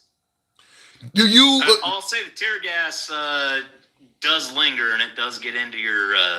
But the law. Most of those citizens that got detained were law-abiding citizens. All of them are going to come out. All of the law-abiding citizens would. If you're tear gassing somebody, that's probably the person you want, because the law-abiding citizens are not going to let you do that. You wouldn't have to do it to anybody. No, I think I'm on board with you on a different approach to tactics there. Tear gassing, I mean, it doesn't like necessarily flow through 10 layers. I would really hope that raid that they did was they considered these possibilities and decided that this is actually the correct way to conduct this. I mean, listen, out of all the years of watching Cops, America's Most Wanted, and all the crime stuff, have you ever seen a Black Hawk helicopter propel on the roof of a drug dealer's home? Have you ever seen it happen anywhere else in America? That sounds like Darkwing Zero, how we got Bin Laden. Oh no, it's probably not happening. Right. That is pretty. There ain't no defense for that shit. There's no defense for that whatsoever. It's never happened before. Hey, we got federal toys. We got federal money. Let's fucking fast rope. Let's do it. And you do understand that type of action can lead to people hating police, right? Getting kicked out of where I sleep, my own home that's peaceful, and the cops kick my door in and fucking hold me at gunpoint. Yes, yeah. Absolutely. Yeah. So why are there so many folks? You're a MAGA, right? Yeah, I voted for Trump. I'm generally MAGA. I'm otherwise libertarian. Fair enough. So why do you think there's so many MAGA that support that heavy-handed raid that even you were admitting can lead to people hating police when they often say you should just comply to police? 99% of police are good and want to go home to their families. Why are they supporting something that clearly can create hatred towards badges? I'll point it towards this direction with Tom Holman when he says, we're going after the bad guys first. And if you happen to be hanging out with the bad guys, we're going to arrest you too. It's kind of on those lines where it's like, don't be hanging out with felons. But maybe you're in this country illegally. You're not on our radar per se. But if you're hanging out next to a felon, illegal immigrant, and you just happen to be illegal too, yeah, we'll sweep you up as well. And I've heard him say that. That's different than, hey, I'm a legit born and raised in America citizen. I live in this apartment building. But at the same time, it's like, why do you have illegals living in your apartment? Yeah, but how the hell can you, if you live in they're talking a building that's like almost 10 stories tall with multiple apartments on each floor. Yeah. How the hell can you as a citizen control who moved in your building? You can't. But with that, and it's not necessarily like defending anything, but it is also the day after. Oh my God, they got all the Trinidad Aragua gang members out of my apartment that were terrorizing me. The next day, you're like, you know what? That fucking sucked, but my life's so much fucking better now. Those fucking criminal I don't gangsters think are I outta don't here. think anybody that lived in that building is looking and saying, "Damn, my life is so much better after that happened." I don't think Trinidad Agua was in that building terrorizing anybody. I haven't heard you haven't heard any stories like that being released by MAGA that they were being terrorized by Fox News or anybody. They weren't in that building. In fact, I don't even know if Trinidad Agua was in that building at all. But they certainly were not. I don't know either. Yeah. I don't know either, but I will point to Aurora, Colorado. There was That's a Trinidad different story. robbers That's a different trafficking story. Yeah, that's a ransom different out of story. people. Yeah, that's on video. That's a different story. But what they did in Chicago, and by the way, when they went to get those people in Colorado who were on video with loan guns, they knew they had loan. Yeah. They didn't even use a Black Hawk in that. No. Yeah. But I will tell you, CQB tactics, high ground is a thing. Grenades fall down. They don't fall up. Grenades on U.S. soil? Grenades? What part of law enforcement is using grenades now? whatever. In any way, it is better to have the high ground. It's much easier to clear a building from the top down than it is from the bottom up. I don't know if I agree with you on that, because if there is some type of resistance in the building, your ass is stuck on the roof. It's easier to clear the building from the top down if everybody agrees with you, but if all of a sudden somebody below you decides to come up, you ain't got nowhere to go. You stuck on the roof. I mean, I don't know if that's a great place to be. It's switch that thing from single shot to full auto. Does the fact that this is happening to American citizens concern you at all? I mean, we're not in Fallujah. We're in Chicago. Yes, I 100% do not want American citizens to fall in the crossfire of any of this bullshit. Do you still support Trump? Yes.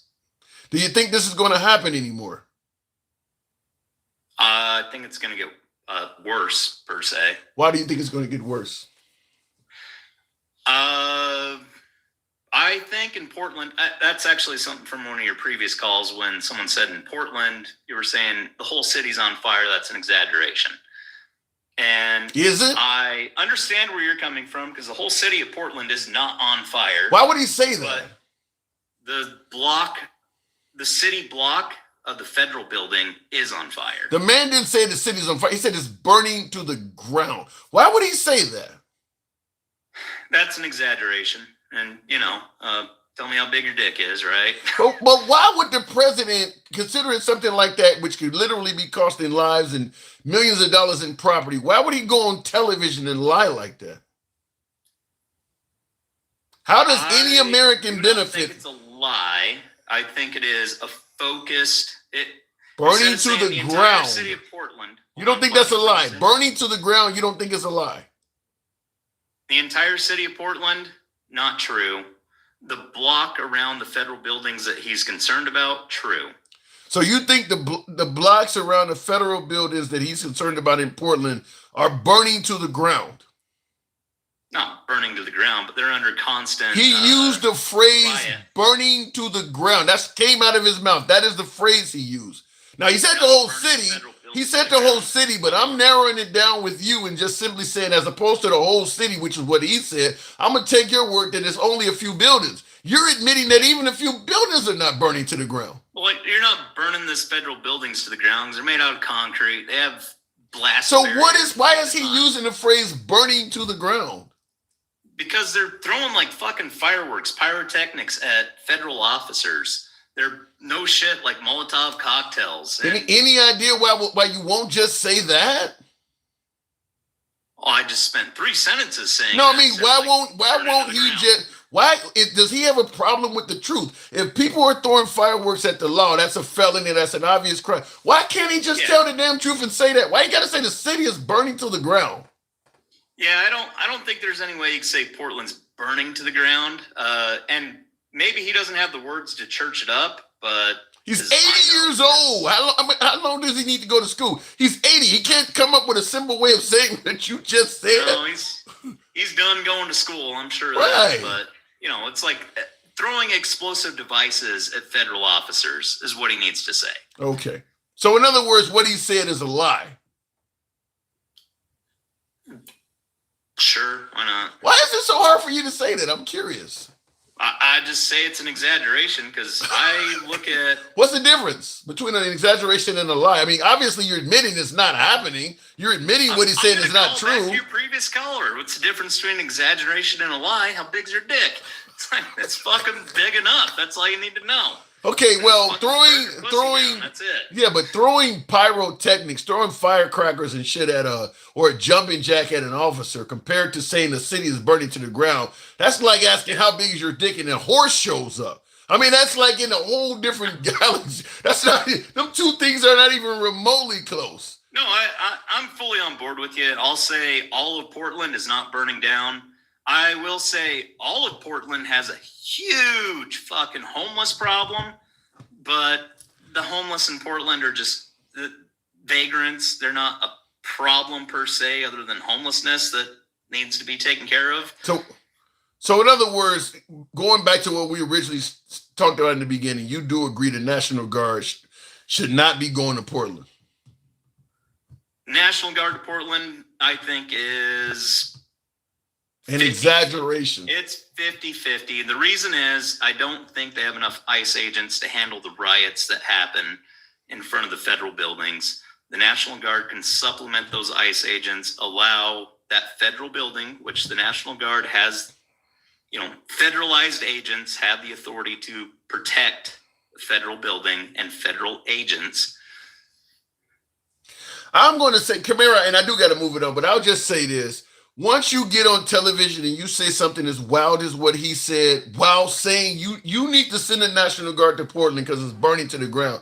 Once you say that as a reason for why you're sending them, you've lost all credibility. Everybody knows, even his supporters like you in the last call, everybody knows what he just said is a lie. Exaggeration, dick size, what everybody know you're saying something that's not true. I think the big problem with Portland isn't so much the actual violence and through city of Portland. Portland is the mecca for the unaffiliated Antifa. Right. Like if you want to go find Antifa, Portland is where it's at. Rose City Antifa. Yeah. And that's the problem is he wants Antifa. So to get to Antifa, I'm just going to make up a lie and say they're burning the city to the ground. When everybody knows that's a lie. They're fighting federal agents as if they were Nazis, and that's just not the case. Yeah, and it goes back to what I said. What he is saying is a lie, though. He wants to get there to get hold of Antifa. So to give an excuse to why he's deploying the National Guard, he's making up a lie, which is something very serious where people could understand why the National Guard is being deployed. They're burning the city to the ground. Everybody could understand it. So to get that permission, he's going to make up a wild ass lie so that people will be sympathizing with him. Do you think anybody in MAGA actually believes Portland's burning to the ground? Man, I got people that believe folks eats dogs and cats. They told me the fucking rapture was going to happen last week. Yeah, they believe that. Wow, shit. Have you heard of? I'm gonna give you a phrase. God damn it. Have you ever heard of a Q-drop? Yes. Yeah, they believe some wild shit, man. Yeah, they believe some wild, crazy shit. Yeah, you probably got people walking around telling you right now Charlie Kirk is walking down the street. They tell you some crazy shit, man. I've been talking to MAGA for years. He is risen. I knew that would get you. I gotta go, Camaro. You're always welcome back anytime, man. Thanks for coming through. Thanks, man. Love you Appreciate much. it. Appreciate it. Got a few MAGA coming through. I love it. Anyway, tap in the screen.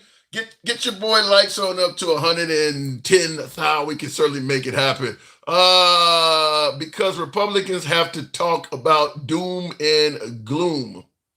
There is a lot of that coming from the Trump administration. I don't know if George W. Bush was doom and gloom. Trump is a very hardcore doom and gloom guy. When he came on the scene, obviously the elections were rigged, military was dilapidated. I mean, he painted America when he was running for president in 2015 to sound like Mad Max. Then 6 months after he was in the presidency, the country was doing fabulous. We were great. In fact, we went from Make America Great Again to, it's kind of raggedy now. This is a 2020, Keep America Great Again. So America was great under him. Then once he ran again in 2024, the country was dilapidated again. So he does paint a picture that without him, shit just falls apart. Anyway, looking in the comments, Trump is all talk. I thought he was going to invade Venezuela, Greenland, Afghanistan, air base. Well, he's only been in office, Charlie, rather. He's only been in office for 9 months or so. Some of that may actually happen. Don't count it out. I can absolutely see something happening in Venezuela. He wants the Afghanistan air base. That's a pretty easy one to accomplish, I think he would see. So we may get Bagram Air Force Base back in Afghanistan. I hope we don't fuck with Greenland. But even, I got a guest that regularly calls in that lives in Greenland, and he says that they're concerned about it. So don't count all of that stuff out yet. He still has about 80% of his term left. No, not, well, yeah, about it. Well, let me see, 70, yeah, a year would be 25%. So yeah, he has about 80% or more of his term left. So there's still plenty of time. Trump moves fast. Trump has accomplished a lot. You may not like what he's doing, but he's accomplished a lot in a short time. Anyway, looking in the comments, you should absolutely be ashamed of yourself. This is why black people are not respected worldwide. We suck white balls for self-esteem, says Sarge. What the? Sarge, wow. I want you to elaborate on what made you type that. You're telling me I should be ashamed of myself. This is why black people are not respected worldwide. You really think me talking to MAGA on the internet is causing black people to be disrespected worldwide? Okay, let me know. Let me know. I don't block, ban, or censor. Let me know. I'll read your next comment too. Trump all talk. I saw that already. Bootlicker, deluxe version, says DJ Ray. I think some of you folks are new to the show. That's what I think it is. But let me know. We'll continue on. Yeez. Donnie, what is that name? Donnie Scrafe or something like that. It would be a war for the base in Afghanistan because they don't want them. Yeah, but Trump don't care. You're using other people's kids. I mean, the Afghans would fight to maintain Bagram, but they would lose. We all know that. I don't think Trump minds. I mean, if he's willing to send Black Hawk helicopters on American citizens, yeah, we could take Bagram Air Force Base back pretty quickly, in my opinion.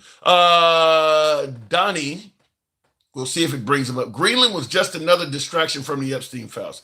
I don't feel confident about that. I do believe that the distraction stuff. But I'm going to tell you what I always say. I don't think MAGA cares about that Epstein shit. I got people in my comments on my videos telling me you're beating a dead horse, you're losing viewers because you keep talking about the Epstein shit. MAGA don't care about that Epstein stuff. They really don't. Because if MAGA really cared about the Epstein files or whatever you want to call them, when Trump said stop talking about the Epstein list, they would have been far more pissed off than they were. When Congress unanimously voted to not release the Epstein files a week or so ago, they would have been awfully pissed off about it. When Trump said he doesn't know if he's going to pardon her or not, he hasn't checked in, they would have been pissed off. He's talking about pardoning a serial pedophile in Ghislaine Maxwell. The right didn't say shit. And again, today, he also said once again, he might pardon her or I haven't thought about it or something like that. So he said it twice now. They didn't say shit on that. And then, of course, he took her out of maximum security and put her in a minimum security camp without even explaining why he did it. MAGA didn't say anything. He's helping her. He is clearly helping Ghislaine Maxwell. There's no denying that. He's doing things to her benefit. She's a convicted pedophile many times over, and he's helping her out. MAGA's not saying shit. I don't think MAGA cares about the Epstein files. I'm going to tell you that. I believe that MAGA sees Trump as taking this country in the right direction, securing the border, whatever they think he's doing for the economy or ending wars, whatever they think he's doing that is far better than the liberals, getting men out of women's sports, you name it. They think he's doing what's right by this country, and they're willing to accept that maybe he did something with Epstein because I'm not going to throw the baby out with the bathwater. 90% of the guy is good in their eyes, so I'm not going to throw him out for 10%. I don't care what comes out of the Epstein files, unless you literally got video of Trump tagging some young kid from the back. They're not going to believe it. They're just not going to believe it. They're not going to hold him accountable for it.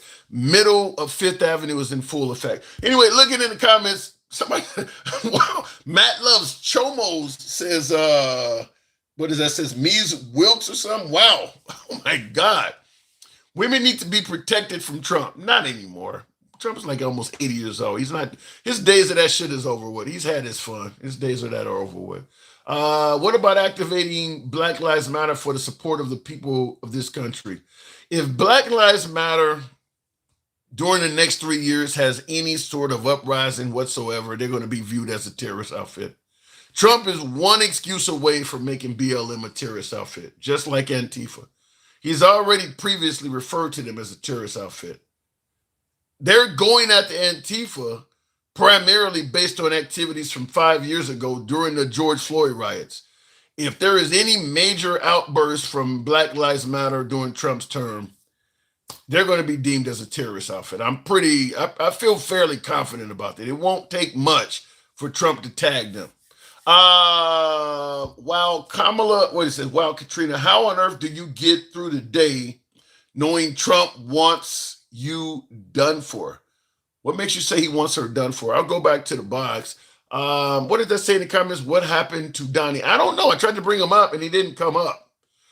Sometimes the TikTok, the box freezes. I click, when I call a name out, I'm actually clicking on that person, King Finn. When I call a name out, that person's coming up. If you don't hear from them, something happened in the box. King, good evening.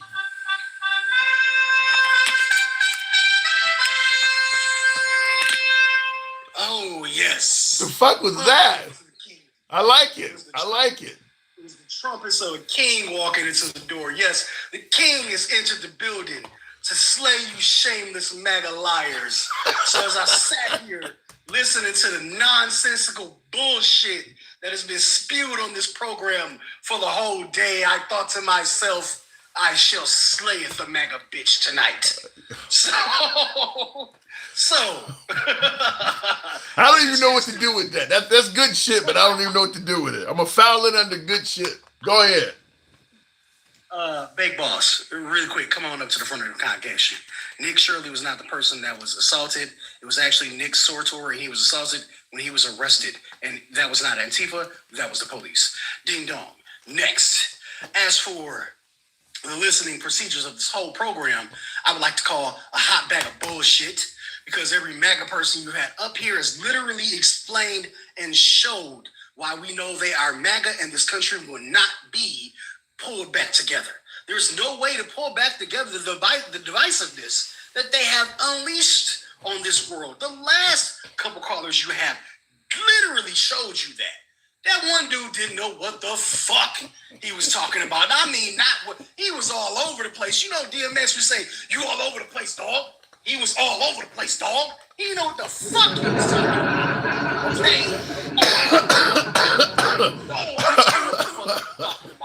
Jeremy, another instance of not knowing what the fuck he was talking about. If it's bad enough that I am asking for MAGA Reacts or motherfucking Gen X to help him, it is bad. You know I don't like MAGA Reacts ass at all, and I really don't like Gen X. But I would have rather hear them come help that clown who decided that he wanted to step up. What was his name? John O? Whatever the fuck his name is? I don't know. It doesn't matter what his name was. Because he didn't make no... He just had a difference of opinion from you. No, it's not a difference of opinion, Tim. They don't even deal in factual reality.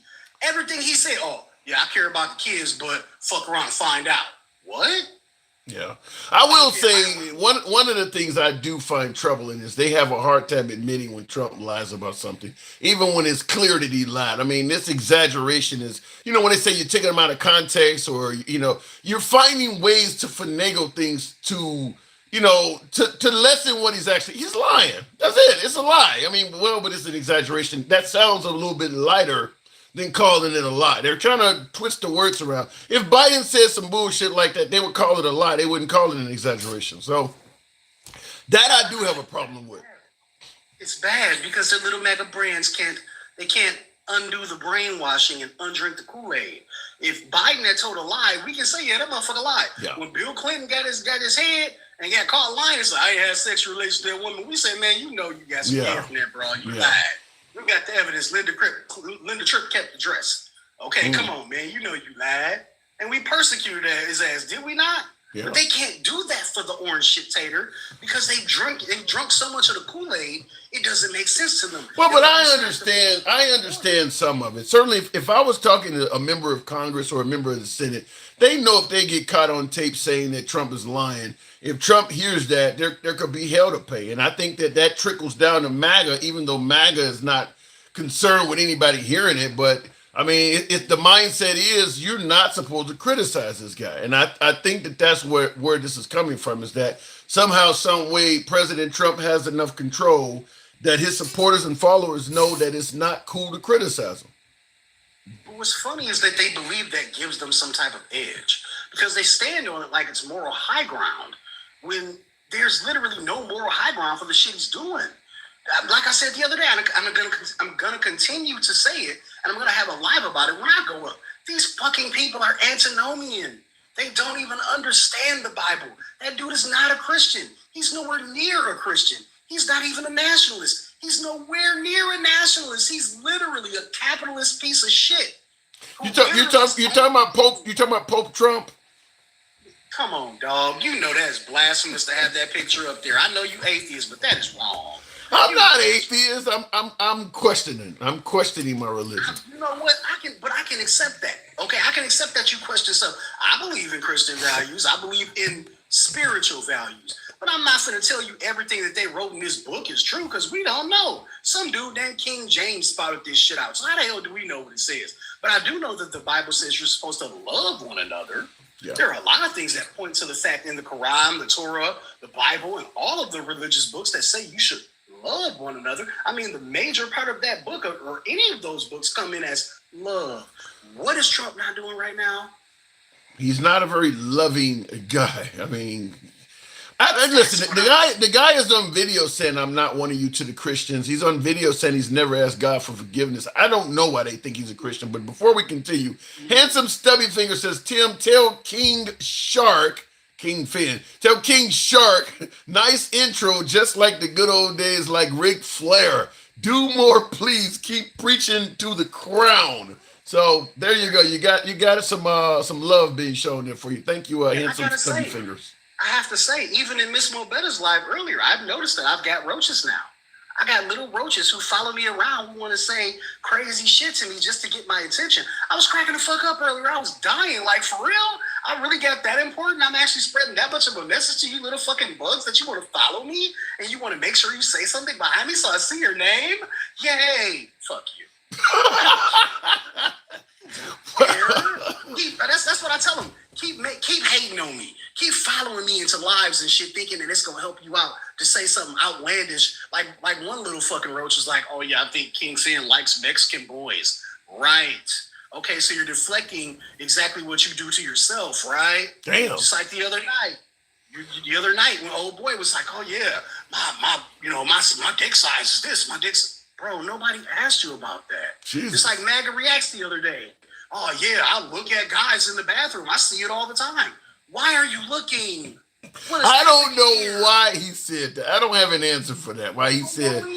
I don't have an answer for that. I don't know either. It made no sense to me. Why are you looking in the bathroom, bro? You're more dangerous than the transmitter to relegates. Yeah, I don't have any answer for that. I do, and I see in the comments somebody says 400 times the Bible says to help immigrants. That came from Nana Gent. 400 times the Bible says to help immigrants. Is that true? No matter how you take it, okay? This is what I'm saying. I'm not going to sit here and lie and tell you that I can look through the Bible and I know every single verse and it says to say that, it says to do that. But what I am telling you is if Jesus was at the border, they would turn his ass away, okay? They would not let Jesus enter because MAGA man, the Mango Mussolini told them not to because he would be considered an immigrant and he damn sure wouldn't be coming in with $5 million, would he?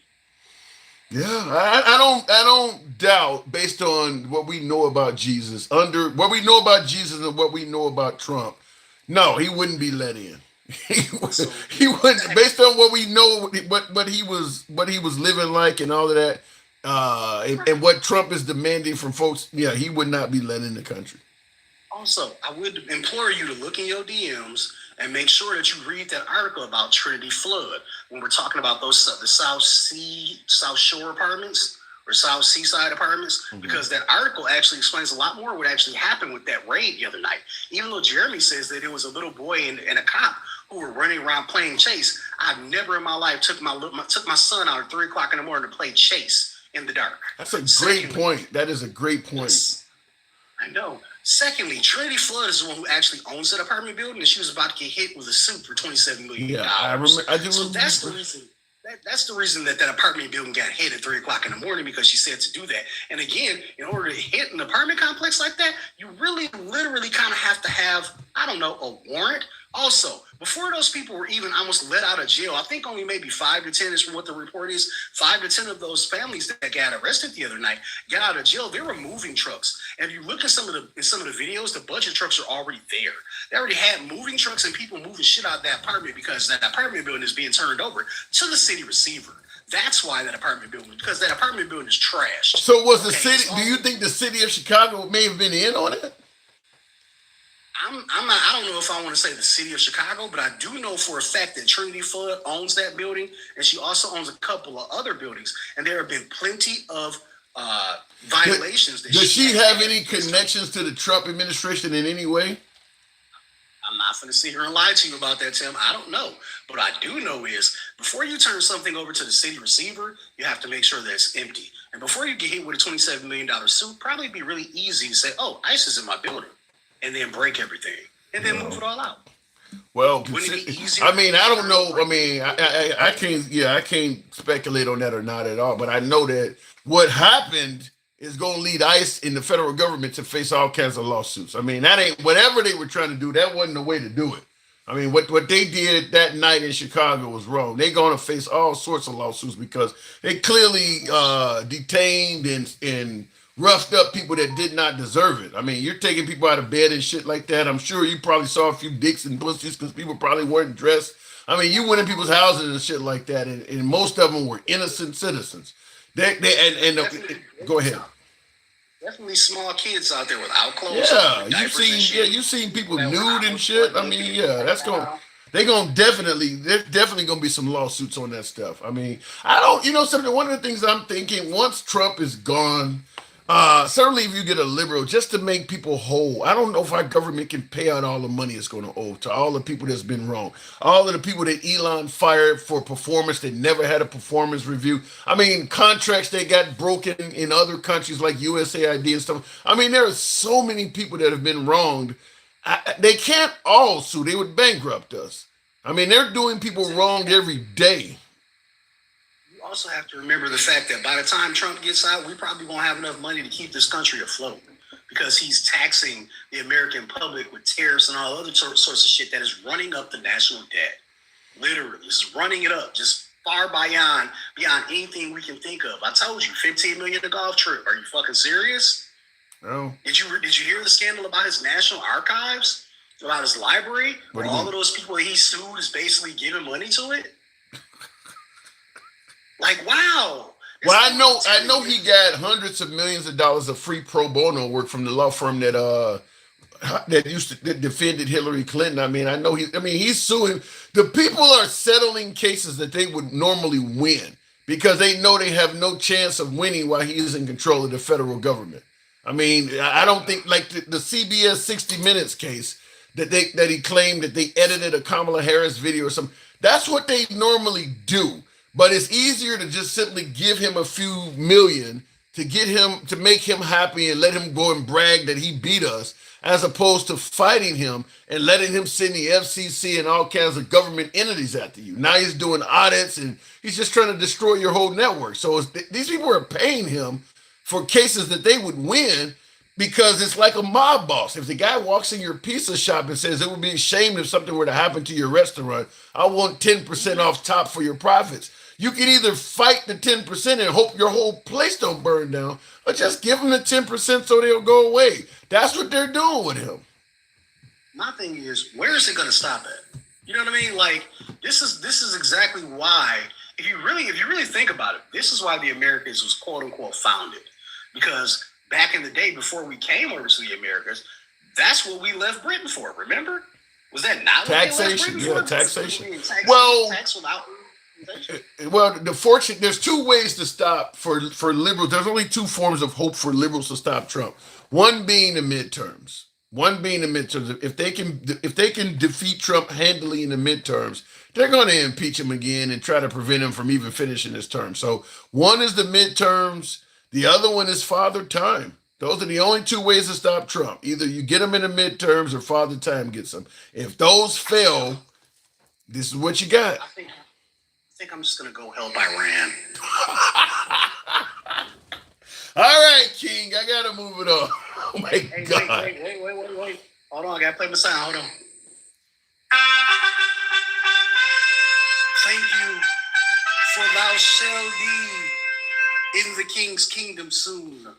So we shall return. Yes, and I shall slayeth another MAGA bitch. Good night. I like it. All right, King. That is one hell of a note. Appreciate it. Let me go ahead and wrap this up. Oh my God. Thank you folks for the 109,000 likes. As always, you guys know what we do here. We don't block, ban, or censor. This is always uncensored program. It was nice to get a few MAGA come through tonight. MAGA are always welcome on this program. Let no one tell you that because you hear mostly liberals, you're going to be unwelcome on the program or you're going to be censored in any way, fashion, or form.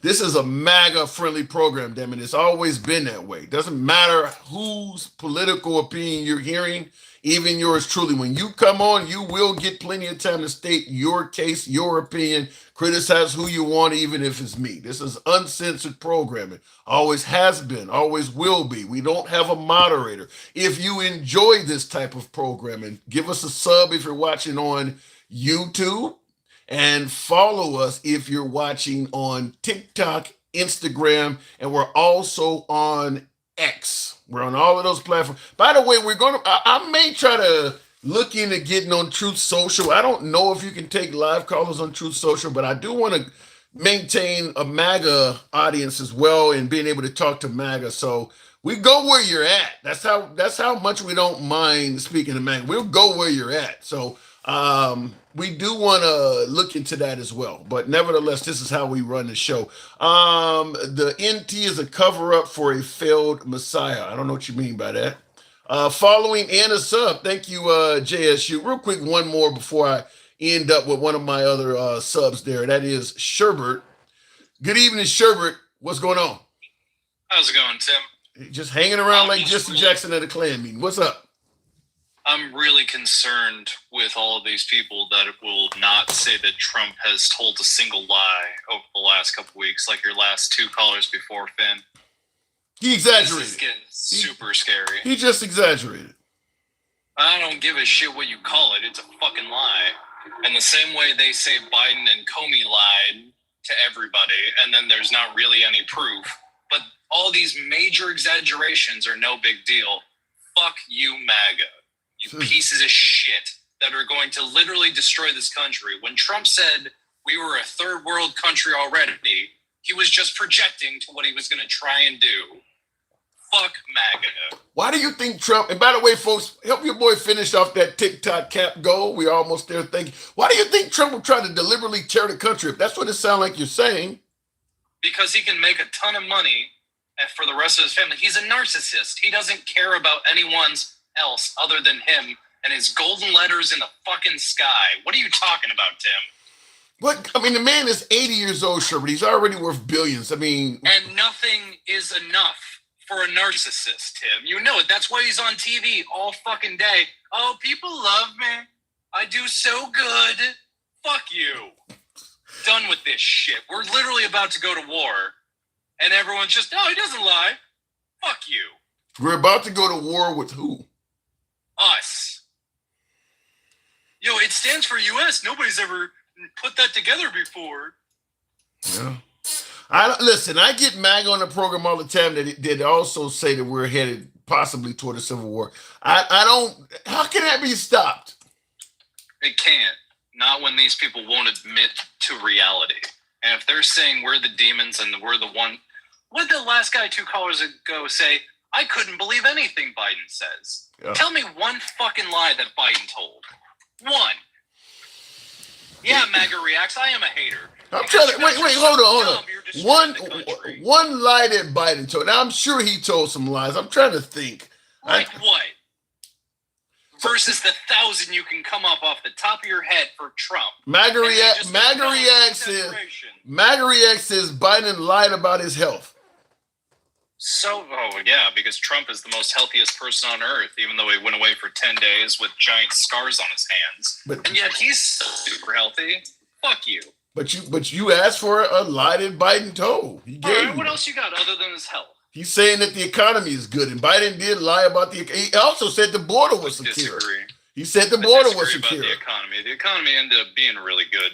He said versus Trump literally adding a quarter of all U.S. debt to the United States. Biden lied about the state of the border. I disagree. Really? I have very different ideas about the border than almost most of your people there. I grew up near the border. I still live near the border. Fuck you. Immigrants are not hurting this country. They're literally what makes the world run. Well, they're suggesting that they're taking American jobs and committing rapes and murders. They're not doing those jobs, and you have no evidence of that last stat. Lincoln Riley, the girl on the subway in North Carolina. Oh, so 0.0000%? Sure. Well, I'm not saying every one of them, but there are some immigrants. I mean, when they say one life is too many, them folks would not be deceased if illegal immigrants weren't here. Yeah, and then we got MAGA burning down churches like we did in Michigan, I think. I forget exactly which state that is. That was but Michigan. They won't say a fucking peep about that, but you know exactly what Laken Riley had done to her. You do raise a good point. The guy who drove into the Mormon church in Michigan and then opened fire in his pickup truck. You don't hear MAGA saying a damn thing about that because the guy is on video or on the photo with a MAGA shirt on or a Trump shirt on. You don't hear them saying nothing about that at all. Oh, I'm surprised they didn't say it was the liberals that did that one with the U.S. flags in the back of the truck. They blame us for everything. Why wouldn't they blame us for that? Well, the guy actually has a Trump shirt on, so. I mean, you don't know any liberals that have Trump apparel, do you? You don't know any liberals like that, do you? I might start just handing those out to the crazy people and start making the bad press for these fucking idiots. Well, they're not idiots. It really wouldn't do anything because they're already the most retarded fucks around. I don't know. I mean, there are some legitimate reasons to vote for Trump, though, is it not? No, there isn't. No, fucking zero. At this point, no. Anybody that's still a MAGA supporter, I think is actually pure evil at this point. I work for one, and he believes that, like, oh yeah, he's doing good for the country. I just can't stand how he speaks. I am becoming more and more every day thinking that he is a terrible person for still supporting all of this horse shit. Well, listen, Trump. What policy is good? Fuck you. Don't say the border. Don't you dare fucking say the border. The border he's doing a good job. What protecting the integrity of women's sports. I don't give a shit. That's what the leagues are for. Not for the president of the United States. We got nothing else to worry about other than a ballroom and women's sports? Fuck you. I'm just simply saying people want those things addressed. No, they don't. They want to cry and bitch and moan and get mad at everyone else. Except the liberals are only mad once it's gone to literal military in the streets. I'll give you one now. I don't necessarily subscribe to this for myself, but when you ask MAGA to provide things that Trump has done as well, this is going to come up. The tariffs are going to bring jobs back to America, and it's going to result in us making a bunch of money. This is what MAGA believes. They also don't understand that it's a tax on the American people. They still think the other countries are paying it. Yeah. I don't really care what retards think at this point. You can't just disrespect a whole group of people like that. I disagree. They do it to us all the time, Tim. They said the CK shooter was us when they had literally zero evidence of what had happened other than the footage that we all saw. They still think Kirk's assassin was liberals. They still think that. And zero proof about it. Well, he has a transgender... No, it's fucking zero. There's still zero. They can't prove a goddamn thing other than he walked up some stairs in that one video. Well, Everything else is circumstantial. did Fuck you. his own did his own family not say he had leftist ideas? Yeah, we believe everybody's family now, huh? So they're credible witnesses. Yeah. I get it. We didn't believe Pete Hegseth family. Robert Kennedy's whole family don't like him. Trump got family members that say he's a great person. I get it. But I'm just saying his own family members said he had some leftist ideas. I'm just very angry at this point. When they won't even say burning it to the ground was a lie, I can't trust a single word they say. I can't argue with that because I did state that by not admitting Trump saying Portland is burning to the ground, by being hesitant to admit that that's clearly a lie, yeah, it does affect credibility. It absolutely ruins Trump's credibility for deploying the National Guard. But if you support Trump and you cannot admit that him saying Portland is currently burning to the ground is a lie, yeah, it does put the credibility at question. He's been proven to be the most lying president ever, and they still can't admit that he lies. What are we talking about, Tim? I can't handle this level of retardation anymore. Literally the clinical term for it, not what everyone else is thinking. The literal mental slowdown of them not being able to process what a lie is them being literally retarded. Well, this is who we voted for, Sherbert. This is our president. I'm not saying a slur. I'm stating medical facts at this point. Well, 3 years plus to go, but this is our guy. Now, hopefully we don't get to the civil war, the civil unrest you're talking about. Hopefully that does not materialize, but it's up to the midterms, man. It's up to the midterms. They talk about radicalization. I've been radicalized by Trump being stupid as all hell, and everyone just going, he's the best president ever. On what? Culture war? I don't give a shit about culture war. I care about the taxes. I care about our police not, roughing up people that didn't do anything wrong. But that is what Trump is great at, is the culture war. He's really good at that. Oh, you mean lying?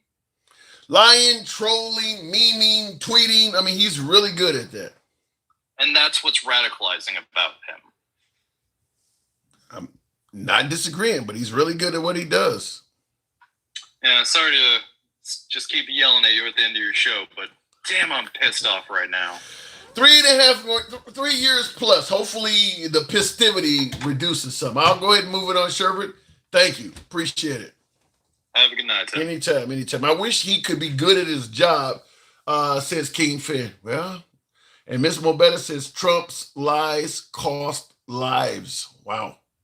What if one of the UFC fighters die in the Rose Garden from the fights? What the hell are you talking about, Steve? Isn't Trump trying to have you're talking about the UFC fight Trump is trying to have at the White House? Well, what did Drago say in Rocky IV? If he dies, he dies. I mean, you knew you wanted to be a UFC fighter. I mean, you die, you die. I mean, what's the difference between dying at a White House match versus dying at a match in Nashville or in Vegas? I mean, you're a UFC fighter. This is, risk of death is what kind of comes along with the profession. So it is what it is. Appreciate you folks. 113 thou. Just like most of you folks, I do got to get up and go work for the man, like most of you fine folks do tomorrow. So I appreciate the 113.